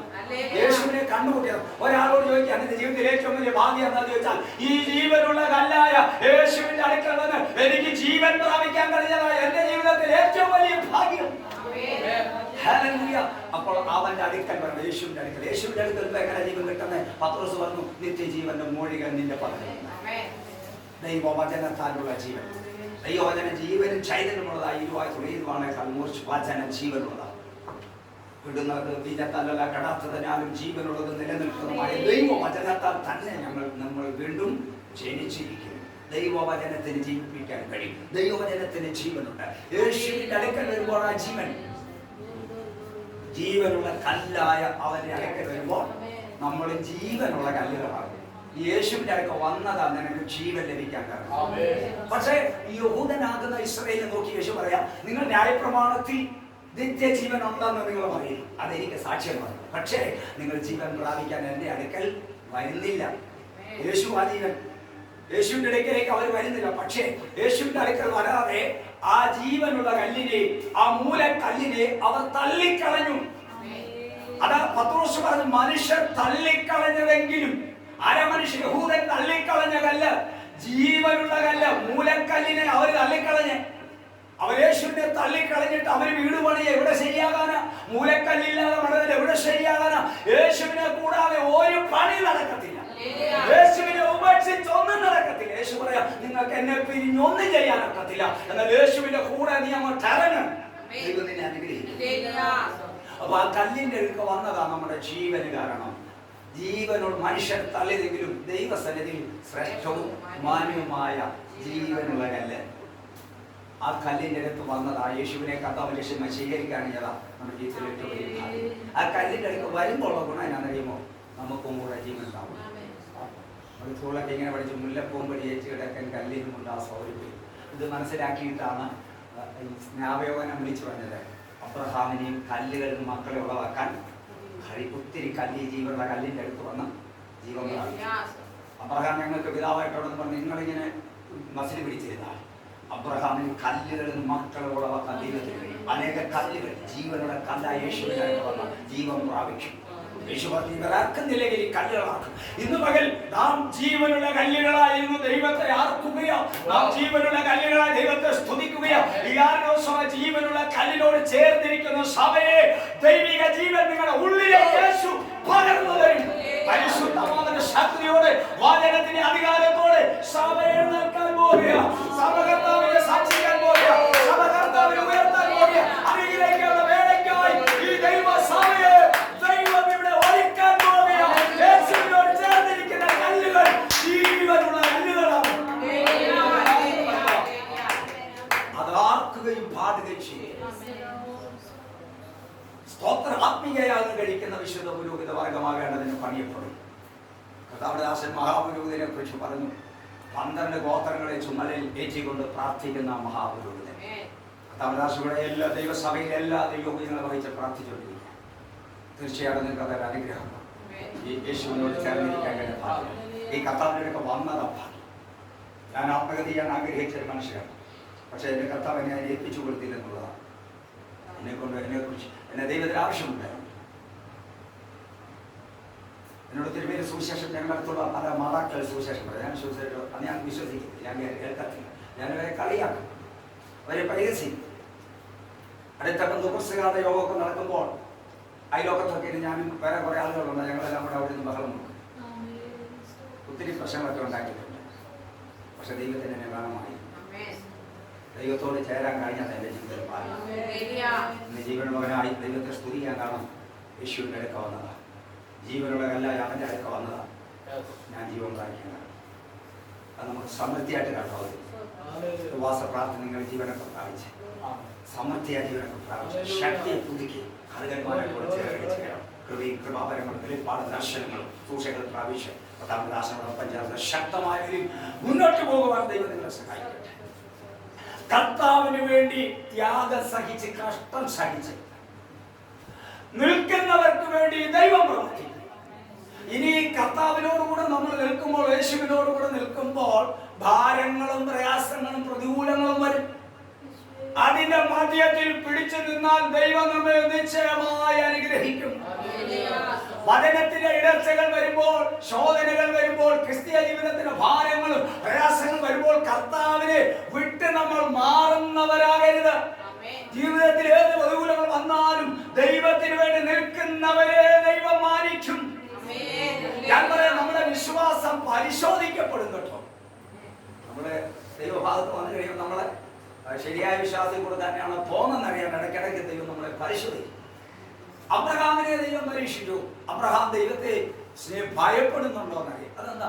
ദീർഘവർഷം പ്രാർത്ഥിച്ചിരുന്ന പ്രാപിച്ചതാണ് ഒരു മകൻ. ആ മകനെ മോറിയാമല യാഗം കഴിക്കാൻ പറഞ്ഞു. അപ്പോൾ നമ്മളവർക്കെങ്കിലും ഒന്ന് കഷ്ടപ്പെട്ട് പ്രാർത്ഥിച്ചത്. പക്ഷെ ദൈവം അബ്രഹാമിനെ പരിശോധിച്ചതാണ്. അബ്രഹാം ദൈവത്തെ ഭയപ്പെടുന്നു. അബ്രഹാം ഒരു മടി കൂടാതെ ചെയ്തു. ദൈവത്തിന് മനസ്സിലായി അബ്രഹാം ദൈവത്തെ ഭയപ്പെടുന്നു. അതിന് പകരം ഒരു ആട്ടുകൊറ്റനെ ദൈവം അബ്രഹാം ഇസഹാക്കിന് പകരമായി കൊടുത്തത് കാണുന്നുണ്ട്. ദൈവം പരീക്ഷിക്കുന്നുണ്ട്. നമുക്ക് നമ്മുടെ പ്രാർത്ഥനയുടെ ഫലമായി ചില നന്മയൊക്കെ ദൈവത്തെ തന്നു കഴിയുമ്പം നമ്മുടെ ദൈവമായിട്ട് എങ്ങനെ ആയിരിക്കും ദൈവം എന്ന് ശോധന ചെയ്യും. കിട്ടിക്കഴിഞ്ഞപ്പോഴത്തേനും ആ മാറിയോ എന്ന് ദൈവം ചോദിക്കും. ഞാൻ ആദ്യമായി 1987 വിശ്വാസത്തിൽ വരുന്നത്. അന്ന് ദൈവം എന്നെ അഭിഷേകം കൊണ്ട് നിറച്ചു. ഞങ്ങളൊരു ചെറിയ 2 ചൂടുകെട്ട കെട്ടിയ മുറിയിലാണ് ഇന്ന് അവിടെ യോഗം നടക്കുന്നത്. അവിടുത്തെ അമ്മാമ ഇരിക്കേണ്ട പോലെ പാസ്റ്റേ ഈ വീടെല്ലാം ഒന്ന് മാറി ഞങ്ങൾക്കൊരു നല്ല വീട് കിട്ടാൻ വേണ്ടി അന്ന് പാസ്സൊന്നുമല്ല, ജോസഫിനെ പ്രാർത്ഥിക്കുന്നുണ്ട്. ഞങ്ങൾക്ക് പോലെ ഒരു ബായിക്കെട്ട അമ്മയുണ്ട്, മടം മോളുണ്ട്. അദ്ദേഹം ഭർത്താവ് വീട്ടില്ല, 2 കുഞ്ഞുങ്ങൾ. ഞങ്ങളിന്ന് പ്രാർത്ഥിക്കും. അതിനെ പ്രാർത്ഥിക്കാൻ മുട്ടുമടക്കി കർത്താവിനോട് ചോദിച്ചു, നിനക്ക് ഇവർക്ക് നന്മ കൊടുത്താൽ ഇവളെ എന്നെ തള്ളി പറയാൻ ചോദിക്കാൻ പറ്റും. ഞാൻ ചോദിച്ചു, അമ്മ പരിശുദ്ധ അമ്മ ഇങ്ങനെ ഇരിക്കുന്നു. അമ്മാമയ്ക്ക് നന്മ തന്നാൽ അമ്മാമ ദൈവത്തെ തള്ളിപ്പറയും. എൻ്റെ ദൈവദോസ ഒരിക്കലും ഞാൻ തള്ളിപ്പറയത്തില്ലെന്ന് പ്രാർത്ഥിച്ചു. പ്രിയരെ, അവരുടെ വീട്ടിലാണ് ആരാധന നടക്കുന്നത്. പ്രാർത്ഥിച്ചു. അവർക്ക് മനോഹരമായ ഒരു വാർപ്പ് കെട്ടിടം കൊടുത്തു. അതിനകത്ത് ഇഷ്ടം പോലെ വില കൂടിയ ഫർണിച്ചറുകളൊക്കെ വന്നു. അവർ അങ്ങനെ ഒക്കെ ആയിക്കഴിഞ്ഞപ്പം പാവപ്പെട്ട ദൈവങ്ങൾ അവിടെ വന്ന് സോഫയിലിരിക്കുന്നത്, സ്വിച്ച് ഓൺ ചെയ്യുന്നത്, ഭാരിടുന്നതൊക്കെ എന്തോ ഒരു പ്രയാസം പോലെ അവർക്ക് കൂടി. അവർ പറയാം, ഒരു 3 സെന്റ് സ്ഥലത്തിന് വേണ്ടി ഒന്ന് പ്രാർത്ഥിക്കും. നമുക്ക് എവിടെ ഒരു ഹോൾ വെക്കാം, ഒരു ഹോൾ വെക്കാം. ഇതിനകത്തുള്ള കൂട്ടം തൽക്കാലം നമുക്ക് നിർത്താം. ഇതിനകത്തുള്ള വര കൊണ്ട് ഞങ്ങൾക്ക് അതിൻ്റെതായ പല പ്രയാസമുണ്ട്. വില കൂടിയ സാധനങ്ങളാണ്. അവിടെ പോകുന്ന പിള്ളേരും കയറി വരിഞ്ഞൊക്കെ പോകുമ്പോൾ അവർക്കെന്തോ പ്രയാസം വരുന്നുണ്ട്. അവർക്കിടെയാണ് ഒരു 3 സെന്റ് സ്ഥലം എത്രയും കണ്ടുപിടിച്ചോണമെന്ന് പറഞ്ഞു. പ്രിയരെ, ആ വീട്ടിൽ ഭയങ്കര ശോധനകളുണ്ടായി. നല്ലൊരു ഒത്തിരി ദൈവദാസന്മാർ ആ സഭയിൽ രൂപാന്തരപ്പെട്ടു പോയിട്ടുണ്ട്. അവരെ ദൈവം ശോധന ചെയ്യാൻ തുടങ്ങി. അവരുടെ മോള് പന്തോക്കോസ്ത് വിശ്വാസിയാണ്. ഒരു കത്തോലിക്ക ചരിത്രമായി സ്നേഹത്തിലായി ഒരു ദിവസം ദൂരെ മകൻ ഗൾഫിൽ പോയി. അവിടെ ചെന്ന വെള്ളവടിയെ ആ മാതാവ്, ഈ പറഞ്ഞ മാതാവ് ക്യാൻസർ വന്ന ലോകത്തിൽ മാറ്റി. പക്ഷേ ആ സഭ അവിടുന്ന് രണ്ടായി, 2 സഭയുണ്ട്. ഒന്ന് IPC, വേറൊന്നും ഒരു സ്വതന്ത്ര സഭ. 2 സഭയൊക്കെ സ്പ്ലിറ്റ് ചെയ്തു. ദൈവം അവരെ സന്ദർശിച്ചു. എന്താ പറഞ്ഞേ? ദൈവം പറഞ്ഞു, നിനക്ക് 4 മക്കളെ, നീ എന്നെ മറക്കൂ, നീ എന്നെ തള്ളി പറയുമോ? നിനക്ക് സമൃദ്ധി വരുമ്പോൾ, നിനക്കെല്ലാം വരുമ്പോൾ, ഞാൻ നിനക്കെല്ലാം തരുമ്പോൾ, നിന്റെ കണ്ണീരുകൾ ഞാൻ നിന്നെ മാനിക്കുമോ? നീ എന്നെ ഒപ്പം നിൽക്കുമോ? എനിക്ക് വേണ്ടി നിൽക്കുമോ? പ്രിയരെ, ശോധനയാണേലും സമൃദ്ധിയാണേലും ദൈവം വരുമ്പോൾ ദൈവത്തോട് ചേർന്ന് നിൽക്കാൻ നമ്മൾ തീരുമാനമെടുത്താൽ ദൈവം നമ്മെ പിന്നെയും പിന്നെയും പിന്നെയും ദൈവം നമ്മെ മാനിക്കും.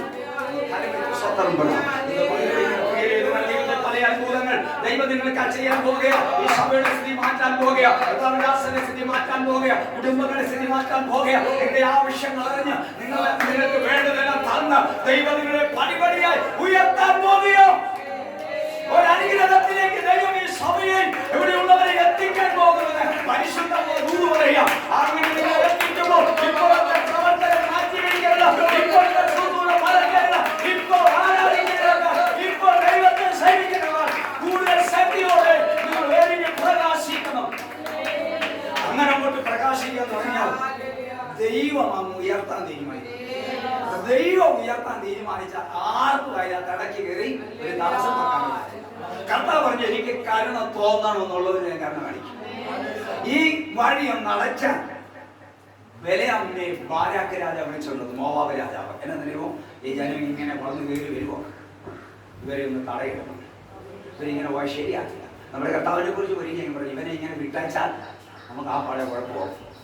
ഭൂതന്മാരെല്ലാവരും അവനെ വിശ്വസിക്കും. റോമാക്കാരൻ നമ്മുടെ തലയൊക്കെ എടുത്തതുകൊണ്ട് അവനെ ഇങ്ങനെ വിടാനൊക്കത്തില്ല. യേശു ഇങ്ങനെ മുന്നോട്ട് പോകുമ്പോൾ തടയിടാൻ നോക്കുന്നു. അപ്പോൾ ഇവിടെ ഒരു കാര്യം ഉറപ്പിക്കും. ഞാനിതിലൊക്കെ പ്രാവശ്യം വിടുതല വാങ്ങിച്ചു പോകുമ്പോൾ ഓർത്തോണം കേട്ടോ, അതിൽ പോരൊക്കെ കയറി വരും. ഇതൊന്നും എല്ലാവർക്കും നമുക്ക് ഉൾക്കൊള്ളാൻ കഴിയുന്ന വരത്തില്ല. ബ്ലോക്ക് ചെയ്യാനൊക്കെ ചില കറുത്ത കാര്യങ്ങളൊക്കെ തയ്യാറാകുന്ന ഓർത്തോണം. യേശുവിനെ ഇങ്ങനെ വിട്ടാൽ ഒക്കത്തില്ലെന്ന് പറഞ്ഞു. ഇതിനെ ഇങ്ങനെ വിട്ടാൽ പല കുഴപ്പമുണ്ടാകും. യഹൂദന്മാരെല്ലാവരും വിശ്വസിക്കും. റോമാക്കാരും നമ്മുടെ അവരൊക്കെ തലനിർത്തുന്നു. അതുകൊണ്ട് ആ പല കുഴപ്പമുണ്ട്. ഇതിനെ ബ്ലോക്ക് ചെയ്യണം.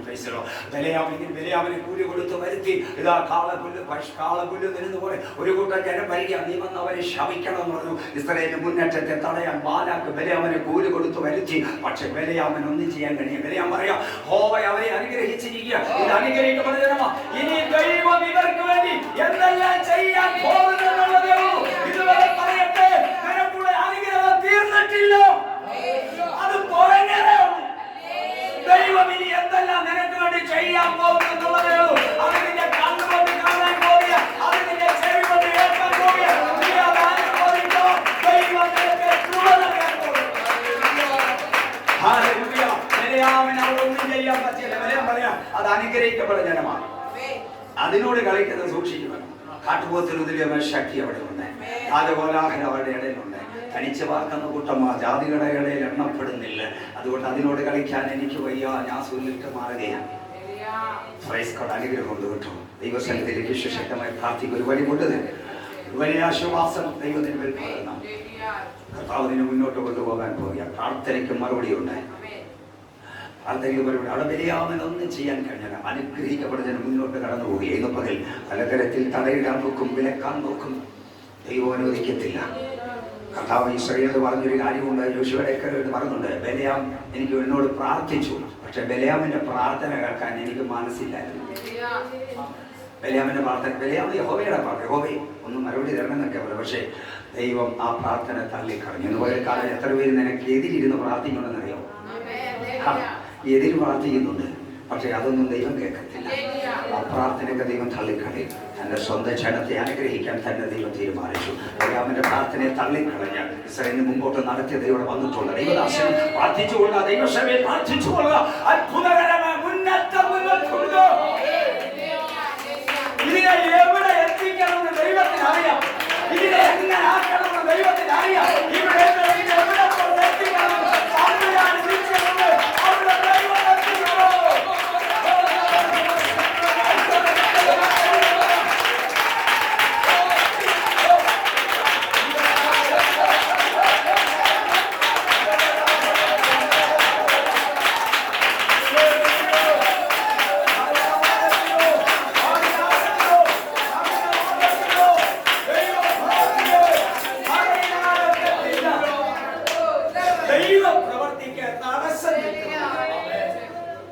സിംഹത്തിന്റെ ഗുഹയുടെ മുമ്പിൽ ചിലന്തി വല കെട്ടുന്നു.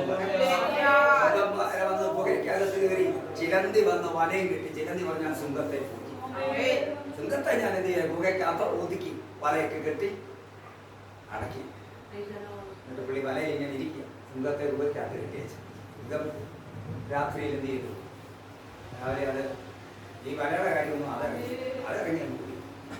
ഇതുപോലെ ദൈവമക്കളെ പിശാച് ഒന്നും ഭരിക്കാൻ പോകുന്നില്ല. എനിക്കെതിരെ യാതൊരു ആയുധവും ഭരിക്കത്തില്ല, ഒരായുധവും ഭരിക്കത്തില്ല. പേടിക്കണ്ട കേട്ടോ. അല്ല പോരൊക്കെ കയറി വരും, വരുമോ, അതപ്പാടെ പ്രശ്നമാവോ, പ്രതികൂലമാവോ, വിഷയം ഉണ്ടാക്കുവാനും ഒന്നും ഉണ്ടാക്കാൻ പറ്റില്ല. കേൾക്കാനും യേശുവിന്റെ നാമത്തിൽ കാര്യത്തിൽ സ്വന്തം യാതൊരു ആയുധവും ഭരിക്കത്തില്ല. തുല്യമായവൻ രാജാവും കർത്താവി കർത്താവായവൻ നിന്റെ കൂടെയുണ്ട്. അവൻ തന്റെ ജനത്തെ മുന്നോട്ട് നടത്താൻ പോവുക. ഇനി മനസ്സുവഴി എന്തെല്ലാം ചെയ്യാൻ പോകുന്നു. ഒരു അനുഗ്രഹത്തിന്റെ അനുഭവത്തിലേക്ക് ദൈവസഭയെ ദൈവദാസന്മാരെ ദൈവമക്കളെ നയിക്കുന്ന ദൈവം ഇവിടെ വന്നിട്ടുണ്ട്. ശക്തമായ വിശ്വാസവും ഉറപ്പും ധൈര്യമുള്ളവരെ മുന്നോട്ട് പോകും. യോശുവയുടെ കർത്താവായ നിന്റെ ദൈവമേ യഹോവ, നീ പോകുന്ന എല്ലായിടത്തും നിന്നോട് കൂടെ ഉള്ളതുകൊണ്ട് നീ ഉറപ്പും ധൈര്യമുള്ളവനായിരിക്കും. നിന്റെ ആയുഷ്കാലത്ത് ഒരിക്കലും ഒരു മനുഷ്യന് നിന്റെ നേരെ നിൽക്കത്തില്ല. മോശയുടെ കൂടെ ഇരുന്ന പോലെ നിന്റെ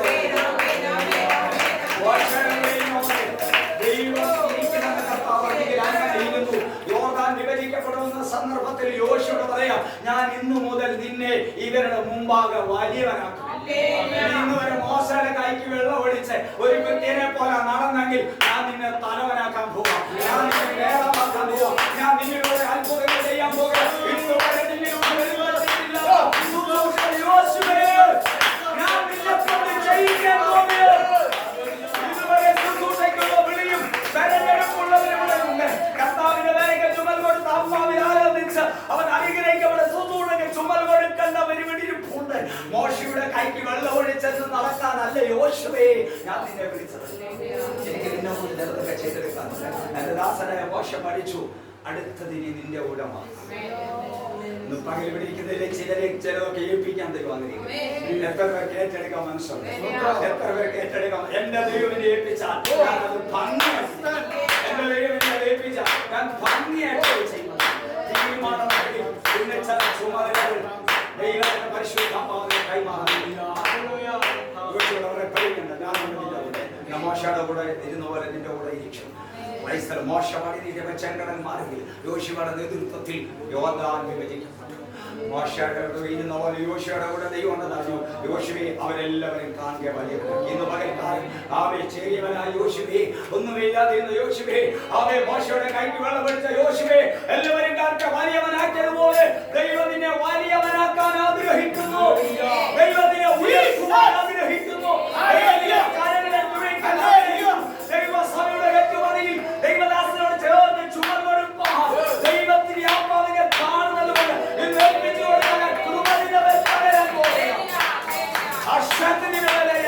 ആ മഹാദൗത്യത്തിനായി ദൈവാത്മാവിനെ ഗോർന്നിരിക്കുന്ന പരിശുദ്ധമ്മ പറയുന്നു.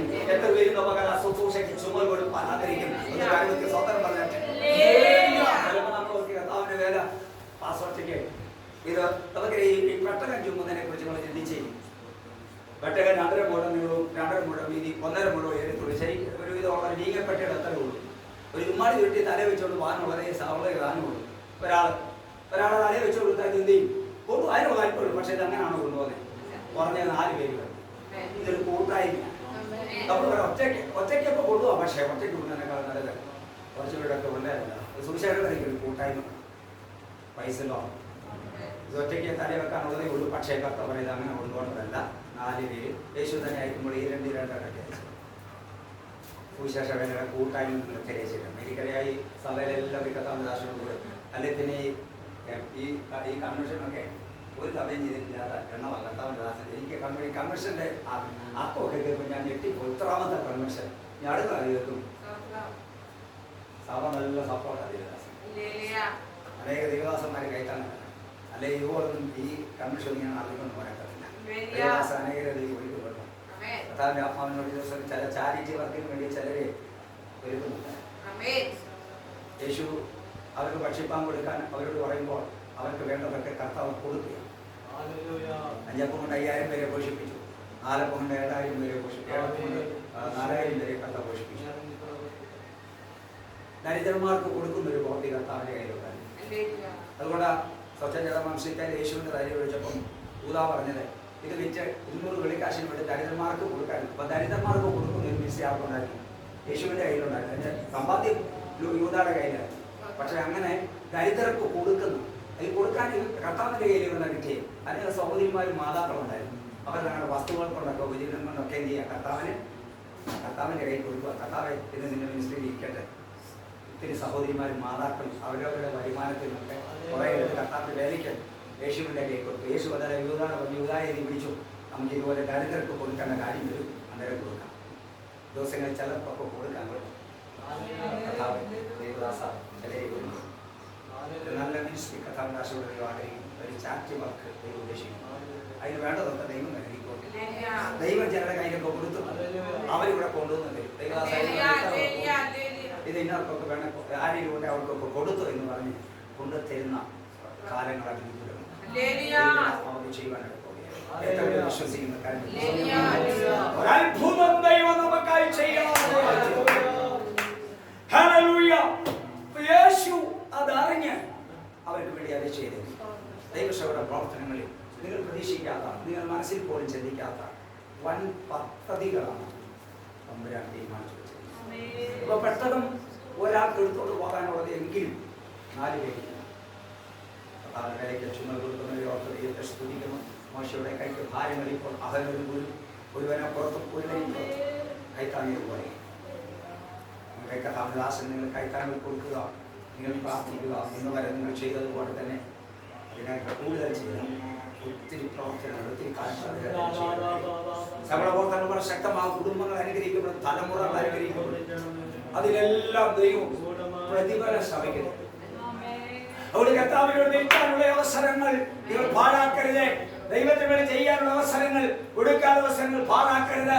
അത് കർത്താവിന്റെ വേലയ്ക്ക് വേണ്ടി നിങ്ങൾ ചിലവിട്ടാൽ നിശ്ചയമായി ദൈവം നിങ്ങളെ അനുഗ്രഹിക്കും. ഞാൻ പറഞ്ഞു, ദൈവത്തിന് വേണ്ടി നിൽക്കുന്നവരെ ദൈവം അനുഗ്രഹിക്കും. അതുപോലെ സുഖിതമായ കഥപാഠമാണ് യൂത്തിന്റെ പുസ്തകം. നമുക്ക് എല്ലാവരും കഴിയും. യൂത്തിന്റെ പുസ്തകത്തിൽ നമ്മൾ പലപ്പോഴും പ്രസംഗിക്കാറുള്ളത് എലീമിലേക്കും കുടുംബവും മോവാബ് പരദേശിയായി നടത്താൻ പോയി. ക്ഷാമം വന്നപ്പോൾ രാജപാലൻ ചെയ്ത കാലത്ത് ഒരിക്കൽ ക്ഷാമം വന്നപ്പം എലീമിലേക്ക് തന്റെ ഭാര്യയും 2 പുത്രന്മാരുമായിട്ട് മോവാബ് ദേശത്തേക്ക് പരദേശിയേക്കാണ്. എന്ന് വെച്ചാൽ ക്ഷാമമൊക്കെ കഴിയുമ്പോൾ ഈ മടങ്ങി വരാമെന്നുള്ള രീതിയിലാണ് പോയത്. പക്ഷെ അവിടെ ചെന്നപ്പോൾ അങ്ങനെ തിരുതാസമായി ഉദ്ദേശിക്കുന്ന കാര്യങ്ങളാണ്. യൂത്തിന്റെ പുസ്തകം 1-ാം തീയതിയിങ്ങനെ ന്യായപാലനം നടത്തിയ കാലത്ത് ഒരിക്കൽ ദേശത്തെ ക്ഷാമം ഉണ്ടായി.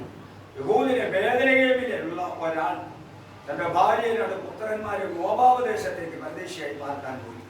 അവർ എലീമയിലേക്കെന്നും ഭാര്യയ്ക്ക് നവോമിയെന്നും 2 പുത്രന്മാർക്ക് മഹളൂരി ഗിബിയോനും എന്നു പേര്. അവർ യഹൂദിലെ വേദനയിൽ നിന്നുള്ള എഫ്രാത്തിലായിരുന്നു. അവർ മോവാബ് ദേശത്ത് ചെന്ന് അവിടെ താമസിച്ചു. നവോമിയുടെ ഭർത്താവ് എലീമയിലേക്ക് മരിച്ചു. അവളിൽ 2 പുത്രന്മാരും ശേഷിച്ചു. അവർ മോവാബ് സ്ത്രീകളെ വിവാഹം കഴിച്ചു. ഒരുത്തിക്ക് ഓർപ്പ എന്ന് മറ്റവൾക്ക് റൂത്ത് എന്ന് പേര്. അവർ ഏകദേശം 10 സംവത്സരം അവിടെ പാർത്തു. 40 ദിവസം ക്ഷാമം കഴിയുമ്പോൾ തിരിച്ചു വരാനാണ് പോയതാണ്. അവിടെ ഭാര്യമാരെ കേട്ട് അവിടെ സ്ഥിരതാമസമായി. 5-ാം വാക്യം ഇങ്ങനെയാണ്: അങ്ങനെ 2 പുത്രന്മാരും ഭർത്താവും കഴിഞ്ഞിട്ട് ആ സ്ത്രീ മാത്രം ശേഷിച്ചു. യഹോവ തന്റെ ജനത്തെ സന്ദർശിച്ച് ആഹാരം കൊടുത്ത പ്രകാരം അവൾ മോവാബ് ദേശത്ത് വെച്ച് കേട്ടിട്ട് മോവാബ് ദേശം വിട്ട് മടങ്ങിപ്പോകാൻ തന്റെ മരുമക്കളോടുകൂടെ പുറത്താണ്. ക്ഷാമമുണ്ടായി ഈ ദേശത്ത്. ക്ഷാമം ഉണ്ടായപ്പോൾ ഒരാൾ എലീമേലെക്ക് എന്ന് പറയുന്ന ഒരാളാണ് തന്റെ ഭാര്യയും 2 ആൺമക്കളുമായിട്ട് മോവാബ് ദേശത്ത്. ഈ മോവാബ് ദേശത്തോട്ടൊന്നും പോകാനൊന്നും പറ്റുന്നതല്ല. മോവാബിയരോടും അമ്മോന്യരോടൊന്നും വലിയ കൂട്ടായ്മ കാണിക്കട്ടെ ദൈവം പറഞ്ഞു. പക്ഷെ ക്ഷാമം വന്നപ്പോഴത്തേന് കൽപ്പനകളൊന്നും വളർത്തി, നിയമങ്ങളൊന്നും വളർത്തി, ചട്ടങ്ങളെല്ലാം മാറി. അന്നേരത്തെ കാര്യസാധ്യത്തിന് വേണ്ടി കാര്യം നടക്കണ്ടേ? പഠനം നോക്കിക്കൊണ്ട് ഇതാ കാര്യം നടക്കുമോ? പ്രമാണം നോക്കിക്കൊണ്ട് ഇതാ കാര്യം നടക്കുമോ? ക്ഷാമം ആ പടം കുഴപ്പുക, ജീവൻ നിലനിർത്തണ്ടേ? ആ ചിന്തയൊന്നും വലിയ തെറ്റൊന്നും നമുക്ക് പറയാൻ പറ്റില്ല. പക്ഷേ പോകൽ നടത്തപ്പോൾ മോവാബ് ദേശത്തേക്ക് പോയി 50 കാലം കഴിഞ്ഞ് തിരിച്ചു വരാൻ നോക്കാം. പക്ഷെ അവിടെ ഭാര്യമാരെ എല്ലാം എടുത്ത് അവർ സ്ഥിരമായി. പക്ഷെ സംഭവിച്ചെന്താണെന്ന് അറിയുമോ? എലീമേലെക്ക് മരിച്ചു, മകളോനി ജില്ലിയോൻ മരിച്ചു. നല്ല കണക്കൂട്ടോടെ പോയതാണ്. പക്ഷേ പ്രശ്നങ്ങൾ കുടുംബത്തെ അലരെല്ലാം തുടങ്ങി. ഇവിടെ ഒരു കാര്യം പറയാം. ഈ ബേദലഹേമിലെ എഫ്രാത്ത് എന്ന് പറയുന്ന സ്ഥലത്തിനൊക്കെ ചില പ്രത്യേകത. നമ്മുടെ കർത്താവ് ജനിക്കാനുള്ള സ്ഥലമാണ് ബേദലഹേം. എഫ്രാത്ത് യഹൂദ സഹസ്രങ്ങളിൽ ഒട്ടും ചെറുതല്ല. എന്റെ ജന്മ ഇസ്രായേൽ മേയ്ക്കേണ്ട അധിപതിയാകാൻ എനിക്ക് നിന്നിൽ നിന്ന് ഉത്ഭവിച്ചു വരും. ക്രിസ്തുവിന്റെ ജന്മസ്ഥലമാണ്. ക്രിസ്തു ജനിക്കേണ്ട സ്ഥലമാണ്. യേശുവിന്റെ സ്ഥലമാണ്. പക്ഷേ അവിടെ നിന്ന് അവർ പോവുകയാണ്. ഇതുപോലെ പോയവർ ഒത്തിരി പേര് കാണും കേട്ടോ. എലീമേലെക്ക് മുറിവ് മാത്രമല്ല, ഇതുപോലെ ഇവർ പോയ കണ്ടോട്ട് പോയ ഒത്തിരി ആൾക്കാർ കാണും. മോവാബിലേക്ക് മാത്രമല്ല, മറ്റ് പല സ്ഥലങ്ങളിലേക്ക് ക്ഷാമം ഒന്ന് കഴിഞ്ഞിട്ട് വരാമെന്ന് പോയ ധാരാളം ആളുകളാണ്. പക്ഷെ ഈ വ്യക്തിയുടെ പേര് മാത്രമേ ഇവിടെ എഴുതിയിട്ടുള്ളൂ. അതുകൊണ്ട് ഇയാൾ മാത്രമേ പോയുള്ളൂ നിങ്ങൾ എഴുതിക്കും. ക്ഷാമം വന്നപ്പോൾ അദ്ദേഹത്തെ പോലെ ഒത്തിരി പേര് കാണും. അവിടെ ഒന്നും കാര്യം അവിടെ എഴുതിയിട്ടില്ല. പക്ഷേ എലീമേലെക്കിന്റെ കാര്യം ഇവിടെ എഴുതിയിട്ടുണ്ട്. അദ്ദേഹം തന്റെ ഭാര്യയും 2 മക്കളുമായി മോവാബ് ദേശത്തേക്ക്. ക്ഷാമം വന്നപ്പോൾ താൽക്കാലിക രക്ഷയ്ക്കായി, താൽക്കാലികമായൊരു നിലനിൽപ്പിന് വേണ്ടി അവിടെ വിട്ട് പോകാൻ പാടില്ലാത്തടത്തേക്ക്, ചേരാൻ പാടില്ലാത്ത ആളുകളുടെ അരികിലേക്ക്, വചനം വിലക്കിയ സ്ഥലത്തേക്ക് അവർ കടന്നുപോയി. അവിടെ ചെന്ന് അവർ താമസിക്കുകയാണ്. സംഭവിച്ചത് ഇതാണ്. ആലോചന പറഞ്ഞ് ഇറങ്ങിയവൻ ആദ്യം.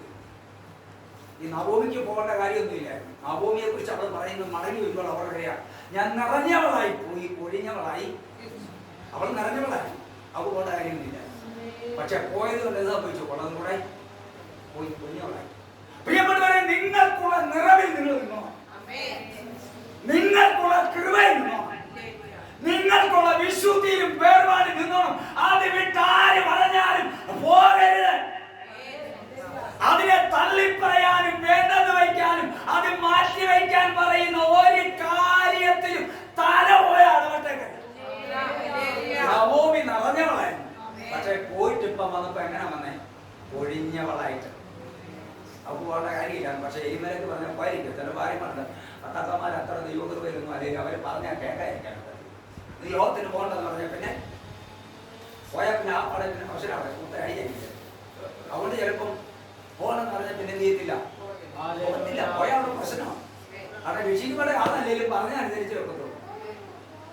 പറഞ്ഞാൽ അനുസരിക്കാതെ പോയാൽ പറയും, നീ എന്തോ വിശ്വാസം, നീ എന്ത് രവികളെടുത്തോ നടക്കുന്നത് എന്ന് പറഞ്ഞാൽ അത് പറഞ്ഞു പരിഹസിക്കും. ഒരു തരവും വരാതെ ഒരു മക്കളെ രക്ഷിക്കപ്പെടാത്ത ഭർത്താക്കന്മാരുള്ളതുകൊണ്ട് എലീമേലെക്ക് മരിച്ചു. ആലോചന പറഞ്ഞ ജനത്തെ ആ ദേശത്തുനിന്ന് അകറ്റിയവനാദി തീരുമാനങ്ങൾ എടുത്ത് ചിന്തിച്ചു വന്നു. ആലോചന ചോദിച്ച് ചിന്തിച്ചു വന്നു. കാര്യങ്ങൾ നടപ്പിലാക്കും. ദൈവത്തോട് ആരും ചോദിച്ചോ, ഞാൻ എടുക്കുന്ന തീരുമാനം, ഞാൻ ഈ പോകുന്നവോ എടുക്കുന്ന തീരുമാനം കർത്താവേ നിന്റെ ഹിതമാണോ എന്ന് ദൈവത്തോട് ചോദിക്കണം. ആ കുടുംബത്തെ അവിടെ നിന്ന് പറിച്ചോണ്ട് പോയി ആലോചന പറഞ്ഞവനെ ആദ്യം തമ്പുരാനൊന്ന് പിടിച്ചു. എന്റെ മകളോട് ഗിലിയോൻ മരിച്ചു. 2-3 സ്ത്രീകൾ അവിടെ ശേഷിച്ചെന്ന് നമുക്കറിയാം. ഓർപ്പയും വിരോധം നമുക്കെല്ലാവർക്കും അറിയാം. ഓർപ്പ തന്റെ ദേവന്റെ അടുക്കലേക്ക് 29 കൂടെ വെച്ച് ചേർന്ന് നിന്നൊക്കെ നമുക്കറിയാം. ഞാൻ പറയുന്നത് അവരെ കുറിച്ചല്ല. ഈ ക്ഷാമം വന്നപ്പം, ഞെരുക്കം വന്നപ്പം എലീമേലെക്കിനെ പോലെ മറ്റുള്ളവരെ പോലെ പോകാതെ നിന്ന് കുറെ പേരോട്ടുണ്ട്. പോകാതെ ഈ ക്ഷാമം സഹിച്ച്, ഈ കഷ്ടം സഹിച്ച് അവിടെ നിന്ന കുറെ പേരുണ്ട്.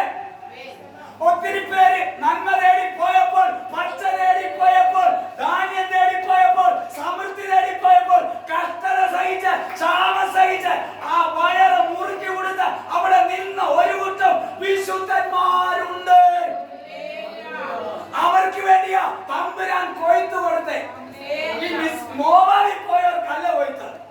കഷ്ടത സഹിച്ച്, ക്ഷാമം സഹിച്ച് അവിടെ നിന്നവർക്കാ കൊയ്ത്തു കൊടുത്തേ. അവർക്കാ കൊയ്ത്തു കൊടുത്തേ. ആ കൊയ്ത്തിലേക്ക് ഇവരും കൂടെ ആടി ചെയ്യുകയാണ്. ആ കൊയ്ത്തിലേക്ക് ഇവർ വന്ന് ചേരുകയാണ്. ആർക്കാ കൊയ്ത്ത് കൊടുത്തേ? ആർക്കാ സമൃദ്ധി കൊടുത്തേ? പിടിച്ചു നിന്നവർക്ക്. ക്ഷാമം പിടിച്ചവിടെ നിന്ന്, കഷ്ടത സഹിച്ചവിടെ നിന്ന് ഒരു കൂട്ടം ആളുകളുണ്ട്. എലിമലക്കിനെ പോലെ പോകാതെ, മറ്റുള്ളവരെ പോലെ മറ്റു സ്ഥലങ്ങളിലേക്ക് പോകാതെ ക്ഷാമം സഹിച്ച് ദേശത്ത് പിടിച്ചു നിന്ന വിശുദ്ധന്മാർക്ക് വേണ്ടിയാ കൊയ്ത്ത് കൊടുത്തത്. നമുക്കറിയാമല്ലോ, അബ്രഹാമിനോടൊപ്പം ഇറങ്ങി തിരിച്ച ലോത്തിന്റെ കാര്യം നമുക്കറിയാം. ലോത്ത് നീരോട്ടമുള്ള പ്രദേശം നോക്കി നോക്കി നോക്കി എവിടെ ചെന്ന് പാർത്തു? സോദോമിൽ ചെന്ന് പാർത്തു. സോദോം ദൈവത്തിന്റെ തോട്ടമായ ഏദൻ പോലെയൊക്കെ നല്ലതാ, സമൃദ്ധിയൊക്കെ ഉണ്ട്. പക്ഷെ സമൃദ്ധി തേടി പോയവൻ ചെന്ന് കയറിയത് മഹാപാപികളുടെ ഇടയിലാണ്. ഒടുവിൽ പുള്ളിക്ക് അവിടെ നിന്നും നേടാൻ പറ്റിയില്ല, അവിടെ നിന്നും കൊണ്ടുപോകാൻ പറ്റിയില്ല. ഇവിടുത്തെ തുണിയോടുകൂടെ രണ്ട് ബമ്മകളുമായിട്ട് ഓടേണ്ട ഗതികേടാണ്. തീരുമാനമായി പറയുന്ന ലോത്ത് സോദോമിൽ ചെന്ന് പാർത്തു. പച്ച തേടി പോയതാ, നീരോട്ടം തേടി പോയതാ. ചെന്ന് പാപികളുടെ ഇടയിൽ ചെന്നത്. ഇതിൽ അവിടെ നിന്നൊന്നുമില്ലാതെ മഹാനായ അലക്സാണ്ടറിയായിട്ട് നമുക്കറിയാം, ലോകം മുഴുവൻ കെട്ടിപ്പിടിച്ചത്. ഇതില്ലാതെ പോയി. ക്രൈസ്തലോ ലോകത്തൊന്നുമില്ലാതെ കന്മകളുമായി സോവാറിലേക്ക് പോയി. എന്നാൽ അബ്രഹാമിനോട് ദൈവം പറഞ്ഞു, നീ തല ഉയർത്തി നോക്ക് അബ്രഹാമേ, ഈ ദേശം മുഴുവൻ നിനക്ക് നിന്റെ സന്തതിക്ക് ഞാൻ തന്നിരിക്കുകയാണ്. ക്ഷാമത്തിലും കഷ്ടതയിലും ഭാരത്തിന്റെയും പ്രയാസത്തിലും മധ്യത്തിൽ കർത്താവയുടെ നിൽക്കുന്നവരെ ദൈവം മാനിക്കും. ലോത്തിനെ പോലെ പോകാതെ, നീരോട്ടമുള്ള പ്രദേശം നോക്കാതെ അബ്രഹാം അവിടെ നിന്നു. നല്ലതെല്ലാം ലോത്ത് എടുത്തു. അബ്രഹാമിന് കിട്ടിയത് കാര്യമായിട്ടൊന്നും ഉള്ളതല്ല. കർത്താവ് അതിനെ ദൈവം കാര്യമാക്കി. അതിനെ ദൈവം അനുഗ്രഹിച്ചു.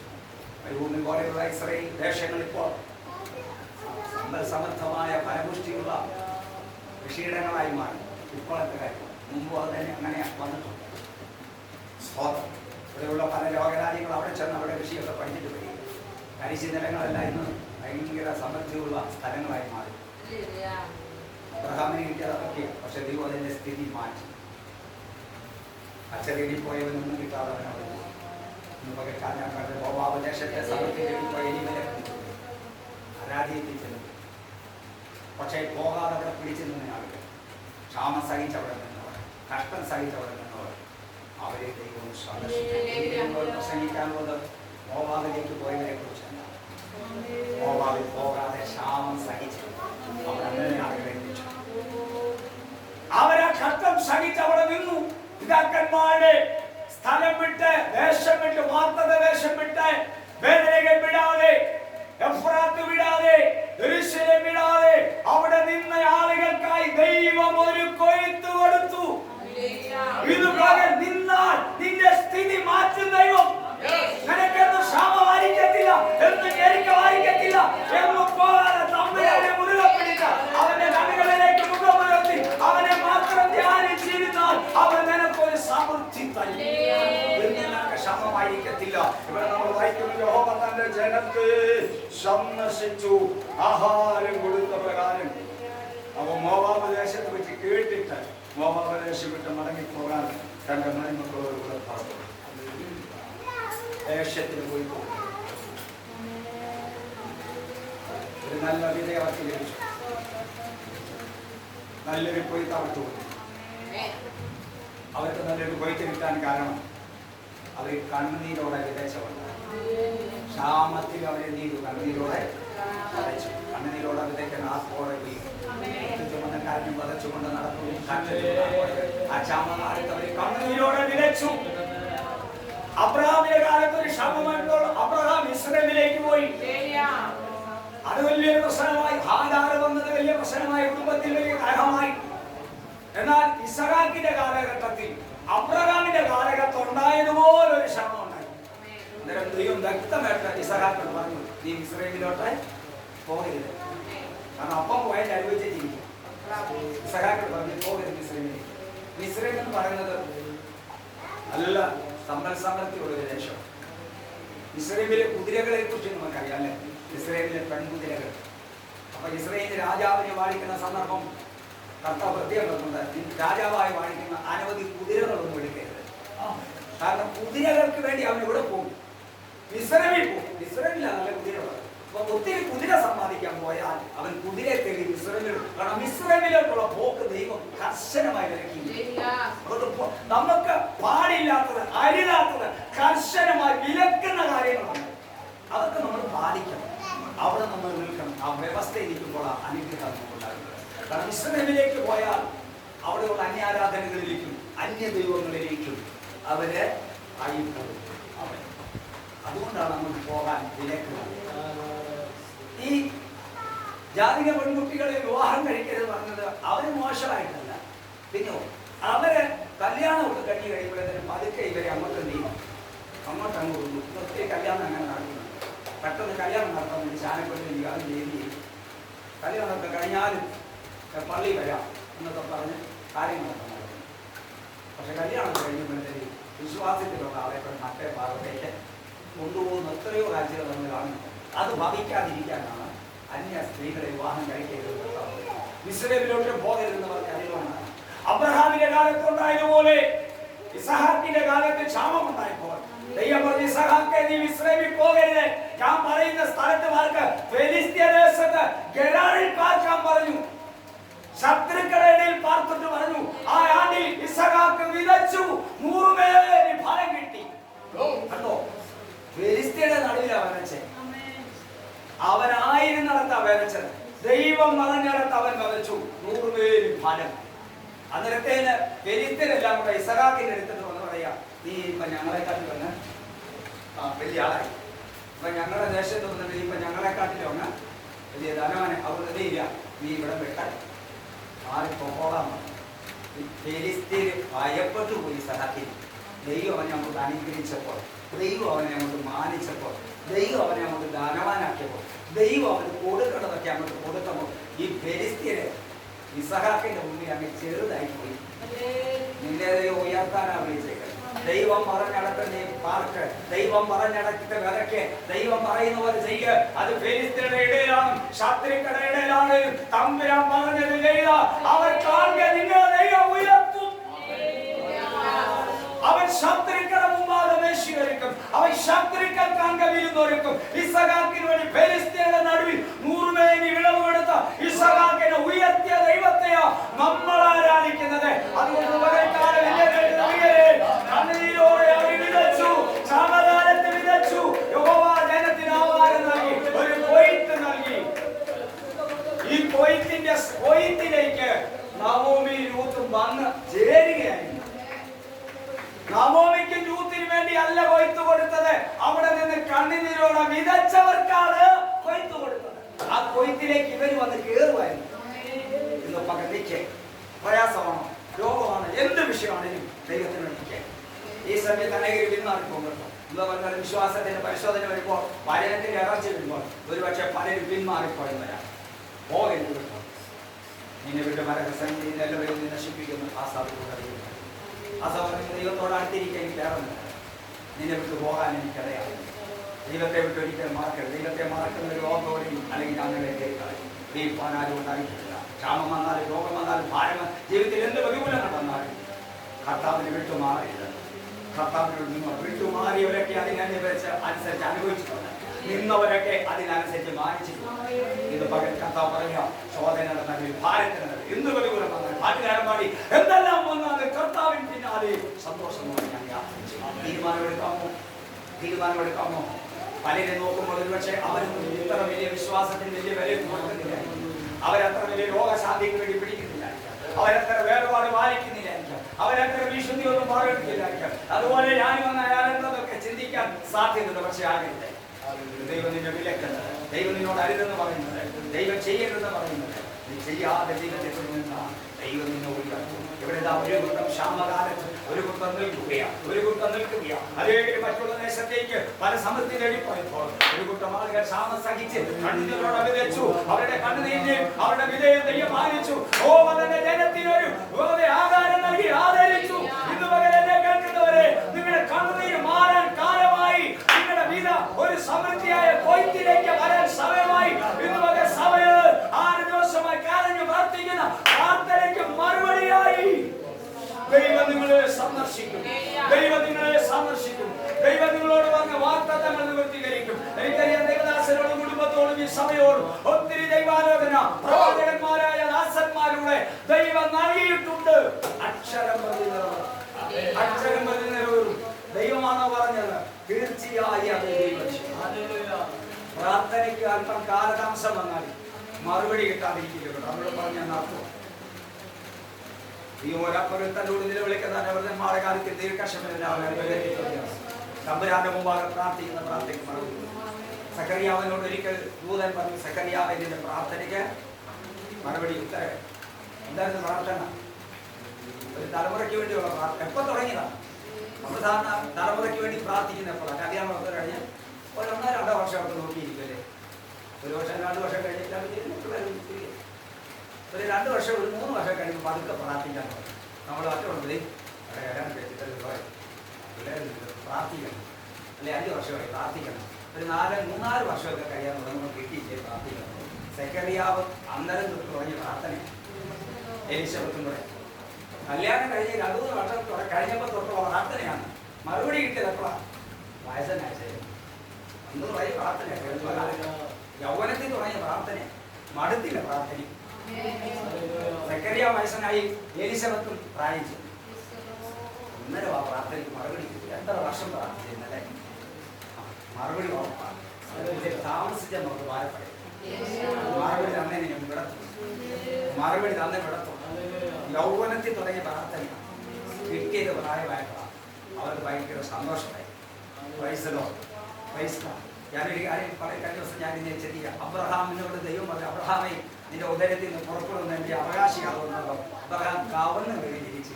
നമ്മൾ ദൂത് കേൾക്കുന്നത് ചിരിക്കാൻ നമ്മൾ സന്തോഷിക്കല്ലേ. പക്ഷെ അബ്രഹാം ദൂത് കേട്ടപ്പോൾ കവന്ന് വീണാൻ ചിരിച്ചതാണ്. അതിന് വൃത്തനായ എനിക്ക് മകനുണ്ടാവുമെന്ന് പറഞ്ഞു. പക്ഷെ അതുപോലെ തന്നെ സാറായി ഇത് കേട്ടപ്പോൾ ചിരിച്ചു. ഈ ദൂത് പറഞ്ഞതിന്റെ പിറ്റേ വർഷമാണ് കൂടാരത്തിലേക്ക് ദൂതന്മാർ വരുന്ന അബ്രഹാമിൽ. അബ്രഹാമിന്റെ അടുത്ത് വന്നപ്പോൾ സാറായോട് പറഞ്ഞു, അബ്രഹാം പറഞ്ഞു, ഇതിന്റെ ഭാര്യ സാറയുടെ ആ കൂടാരം അവൾ അടുത്ത ആണ്ടിൽ ഒരു മകനെ അണച്ചുകൊണ്ട് വന്നപ്പോൾ സാറായിന്റെ കൂടാരത്തിന് വാതിക്കലിരുന്ന് പുള്ളിക്കാരത്തെയും ചിരിച്ചു. കവന്ന് വീണമെന്നില്ല, അവളെ ചിരിച്ചു. പക്ഷെ അവളെ ചിരിച്ചത് ആര് കണ്ടു? ദൈവം കണ്ടു. സാറായി, നീ എന്തിനായി ചിരിച്ച? ഓ, ഈ കഴിയാത്ത കാര്യം പലതും ഉണ്ടോ എന്ന് ചോദിച്ചു. അവൾ പറഞ്ഞു, ഞാൻ ചിരിച്ചില്ല. തമ്പുരാൻ പറഞ്ഞു, അല്ല, നീ ചിരിച്ചു. എന്നാൽ ഒരു കാര്യം ഓർക്കണം, ഇസഹാക്ക് ജനിച്ചു കഴിഞ്ഞപ്പം സാറ എന്താ പറഞ്ഞേ? ദൈവം എനിക്ക് ചിരി ഉണ്ടാക്കി. അമ്മ ചിരിക്കാൻ സമയമായില്ലായിരുന്നു. അതുകൊണ്ടാണ് നീ ചിരിച്ച എന്താന്ന് ചോദിച്ചത്. ആ ചിരിയും ഈ ചിരിയും തമ്മിൽ വ്യത്യാസമുണ്ട്. കൂടാരത്തിൽ വെച്ച് ഹാഗാർ ചിരിച്ചത് എന്താണെന്നറിയുമോ? ഇതുപോലെ നടക്കാൻ പോകുന്ന കാര്യമാണെന്ന് ഓർത്താ ചിരിച്ചത്. കർത്താവ് പറഞ്ഞു, ചിരിച്ചെന്തിനാ?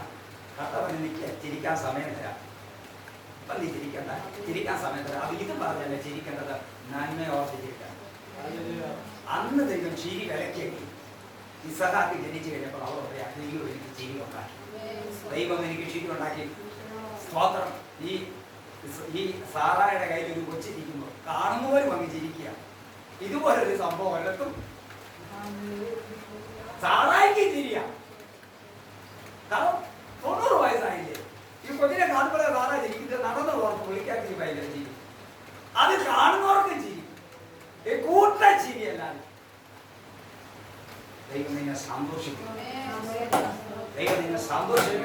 സാധാരണ വയസ്സും പ്രായമൊക്കെ ആവുമ്പോൾ വയത്തില് മൂളയും ഞരങ്ങി കുറ്റവും പറഞ്ഞ് അവരുടെ ഇവിടെ അവർ നോക്കുന്നില്ല, ഇവർ നോക്കുന്നില്ല, തൊഴിലും കിട്ടുന്നില്ല, അന്വേഷണമില്ല, ആശുപത്രിയിൽ കൊണ്ടുവന്നില്ല, പറഞ്ഞ കാര്യം പോയിരിക്കുമ്പോൾ അബ്രഹാം സാറായി എന്ന് ചിരിക്കുക. നിന്റെ വാർത്തയ്ക്ക് കാലം സന്തോഷമുണ്ടായി. നിന്റെ വാർത്തയുടെ കാലത്ത് ദൈവം നിനക്ക് വാർത്തത്തെ നിവൃത്തിയിരിക്കും. മറ്റുള്ളവരെ പറയുന്ന കാര്യം പോലെ ദൈവം നിനക്ക് നൽകിയ നന്മയിൽ സന്തോഷിക്കും. ദൈവം എനിക്ക് ചിരി ഉണ്ടാക്കി. സന്തോഷത്തോടെ ആയിരിക്കാൻ ഇടയാക്കുന്ന ദൈവം അവൻ നമ്മളോട് പറഞ്ഞ വാഗ്ദത്തങ്ങൾ നിവൃത്തിയാക്കി കട്ടതയിൽ നിന്ന് ഞാൻ കൊയ്ത്ത് കിട്ടിയപ്പോൾ സന്തോഷിക്കാൻ തുടങ്ങി. ദൈവങ്ങളെ സന്ദർശിക്കും സഭയെ, ദൈവങ്ങളെ സന്ദർശിക്കും ദൈവദാസ, ദൈവം അങ്ങയെ സന്ദർശിക്കും. ദൈവത്തിന്റെ വാഗ്ദത്തങ്ങൾ നിവൃത്തിയാവും. അനേകർ കരഞ്ഞുകൂടിയിരിക്കുമ്പോൾ നിങ്ങളെ സന്തോഷമുണ്ട്. ദൈവം നിറയ്ക്കും. എന്തുകൊണ്ട്? തമ്പുരാന്റെ മുമ്പിലെ കണ്ണുനീരും കരച്ചിലും പ്രാർത്ഥനയും. അതുകൊണ്ടാണ് ഈ സന്തോഷം. അനേകരെ സന്തോഷിക്കുമ്പോൾ, അനേകരെ ഉല്ലസിക്കുമ്പോൾ അതിന്റെ പിന്നിൽ ഒരു കണ്ണുനീരുണ്ടോ? ഞാൻ ഒരു കാര്യം, ഞങ്ങളടുത്ത മുണ്ടാക്കാൻ സെൻട്രൽ പാസ്റ്റർ GC കോശി എന്നാണ്. അദ്ദേഹത്തിന് വണ്ടിയായി എല്ലാ സൗകര്യങ്ങളായി ഒത്തിരി പേര് അദ്ദേഹത്തെ കാർഷിക മറ്റുള്ളവരെയൊക്കെ കളിപ്പിച്ചു ഒക്കെ മേടിച്ചാണെന്ന് പറഞ്ഞ് പരിഹസിക്കുന്നു. ഒരിക്കൽ വന്നവർ ഇവർ ഒരു സഭയുടെ ശുശ്രൂഷ സന്ദർഭം വന്നവർ യോഗം കഴിഞ്ഞിട്ട് വന്നവർ കവല വന്ന് നിൽക്കുക. കവല നിന്നപ്പം കർത്താവ് ദാസിയുടെ കയ്യിൽ നിന്ന് ഒരു ഷിമ്മിക്കൂട് പൊട്ടി ചക്കക്കുരു ടൗണിൽ മൊത്തം ചേറി വർഷങ്ങൾക്ക് മുമ്പ് അവരവിടെ നിന്ന് അതെല്ലാം പെരുക്കിയിട്ട് അതുകൊണ്ടുവരുവാണെന്ന് കറി പ്രാർത്ഥന നടത്തി യോഗം നടത്താൻ വീട്ടിൽ നിന്ന് കിട്ടിയതാണ്. അവിടെ നിന്ന് മേടിച്ചോണ്ട് പോകാനായിട്ട് കറി വെച്ച് പിള്ളേർക്ക് അവരെ ദൈവം മാനിച്ചതിനകത്ത് കുഴപ്പമുണ്ട്. അവരെ ദൈവം ഉയർത്തിന് കുഴപ്പമില്ല. കഷ്ടതയുടെ നന്ദി നിന്ന് സഹിച്ച് ഏരിക്കത്തി കർത്താവിന് വേദനയില്ല. ദൈവം വരെ മാനിക്കുന്നതിന് ആരും കരുതിന്റെ കാര്യമില്ല. കട്ടതയിരിക്കുന്നവരെ ദൈവം മാനിക്കും. കണ്ണുനീരൊഴിക്കെ കരയുന്നവരെ ദൈവം മാനിക്കും. ഇടുക്കത്തിലും ഞെരുക്കത്തിലും ഇല്ലായ്മയിലും ദൈവത്തിന് നിൽക്കുന്നവരെ, ദൈവത്തിന് വേണ്ടി കൊടുക്കുന്നവരെ ദൈവം മാനിക്കും. അതുകൊണ്ട് ആരും അസൂയപ്പെട്ടിട്ട് കാര്യമില്ല. കുട്ടനതുകൊണ്ട് വ്യസനിക്കും. അവൻ പല്ലുകളിൽ ചുരുങ്ങിപ്പോ കുട്ടന്റെ ആശ നശിച്ചു പോകും. ദൈവം മാനിക്കുമ്പോൾ ആര് പല്ലുകളിച്ചാലും, ആര് കരുണയോടും, ആര് വ്യസനിച്ചാലും അതൊന്നും വിഷയമല്ല. ദൈവം മാനിക്കുന്നവരെ ദൈവം മാനിക്കും. ദൈവം ഉയർത്തും. ഇത് പകരേൽപ്പിച്ചു കൊടുക്കുക. കഷ്ടത സഹിച്ച് നിന്ന് സഹിച്ച് നിൽക്കുന്നവരെ ദൈവം മാനിക്കും. സമാധാനത്തെ വിട്ടുപോകാൻ, ദൈവത്തിന് വിരുദ്ധമായി പ്രവർത്തിക്കാതെ, പരിശുദ്ധാത്മാവിനെ ദുഃഖിപ്പിക്കാതെ, കഷ്ടം സഹിച്ച് ക്ഷാമകാലത്ത് കണ്ണുനീരോടെ വിളിച്ച ഒരു കൂട്ടമാണ്. അവർക്കൊരു നല്ല വിധം ഒത്തിരി പേര് അതിലേക്ക് വന്ന് അനുഭവിക്കാം. സഭയിൽ നിങ്ങൾ കണ്ണീരോടെ കഴിഞ്ഞ് പ്രാർത്ഥിക്കുമ്പോൾ ദൈവദാസമികൾക്കുമായി കണ്ണു പ്രാർത്ഥിക്കുമ്പോൾ നിങ്ങൾക്ക് ലഭിക്കപ്പെടുന്ന നന്മയിലേക്ക് അനേകരെ കഴിയും. ഞാൻ കരഞ്ഞ് പ്രാർത്ഥിച്ച് ഞങ്ങൾ തേടിയെടുത്തതാണ്. ഇത് കരയാൻ കണ്ണീർ കൊടുക്കാനും ആരുമില്ല. അതുകൊണ്ട് നിങ്ങളിപ്പോൾ ഇതിനകത്തോട്ട് വരണ്ടെന്ന് പറഞ്ഞ് മാറ്റി നിർത്തരുത്.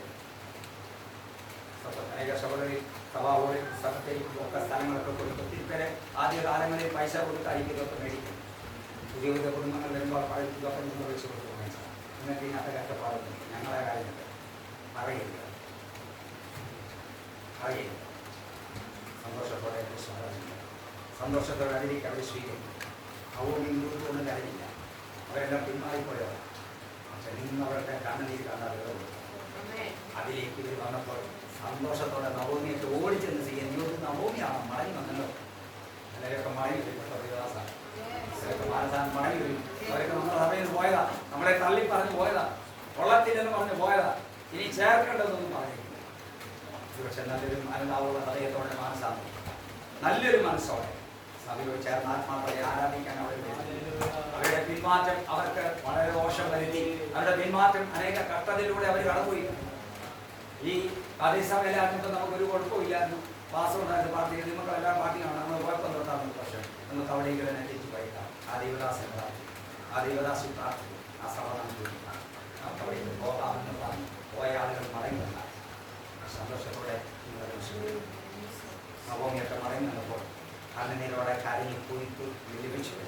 അതിലേക്ക് അവരെ ചേർക്കുകയും അതിലേക്ക് അവരെ സ്വീകരിച്ചു. നവോമിയാണെന്ന് ചോദിച്ചു. മടങ്ങി വന്നതിലുള്ള സന്തോഷം അവരെ സന്തോഷിക്കുന്നത്. നമ്മുടെ കാൽവാസക്കാരുടെ കഴിയുമ്പോൾ ചില കുടുംബങ്ങൾ നടന്നു. പുതിയ കുടുംബങ്ങളുടെ സഭയുടെ പ്രവർത്തന ശക്തി, വിശ്വാസികൾ ശക്തി അനുഗ്രഹിക്കപ്പെട്ടത് ഈ പ്രവർത്തനം അതിന് വേണ്ടിയാണ് പ്രാർത്ഥിക്കുക. സഭയുടെ കൂടെയുണ്ട്, പ്രധാനദാസിന്റെ കൂടെയുണ്ട്. അത്ഭുതങ്ങൾ ചെയ്തു ശക്തമായി പ്രാർത്ഥിക്കുക. നാളെ സഭയത്തോടുകൂടെ പ്രാർത്ഥന തീരുകയാണല്ലോ.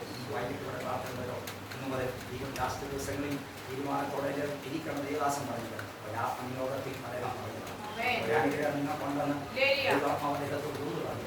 അദ്ദേഹത്തിനോട് ആത്മാവിൽ സംസാരിച്ചിട്ടാണ് അതിനോട് ചേർന്നിരിക്കാൻ നിങ്ങൾ തയ്യാറല്ല. ഞാൻ പറഞ്ഞ പോലെ വെറുതെ പോകേണ്ടതില്ല.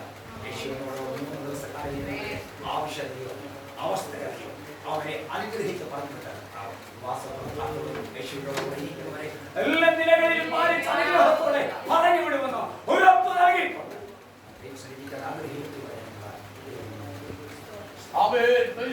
കഷ്ടങ്ങൾ വന്നാലും നഷ്ടങ്ങൾ വന്നാലും ക്രിസ്തുനായകൻ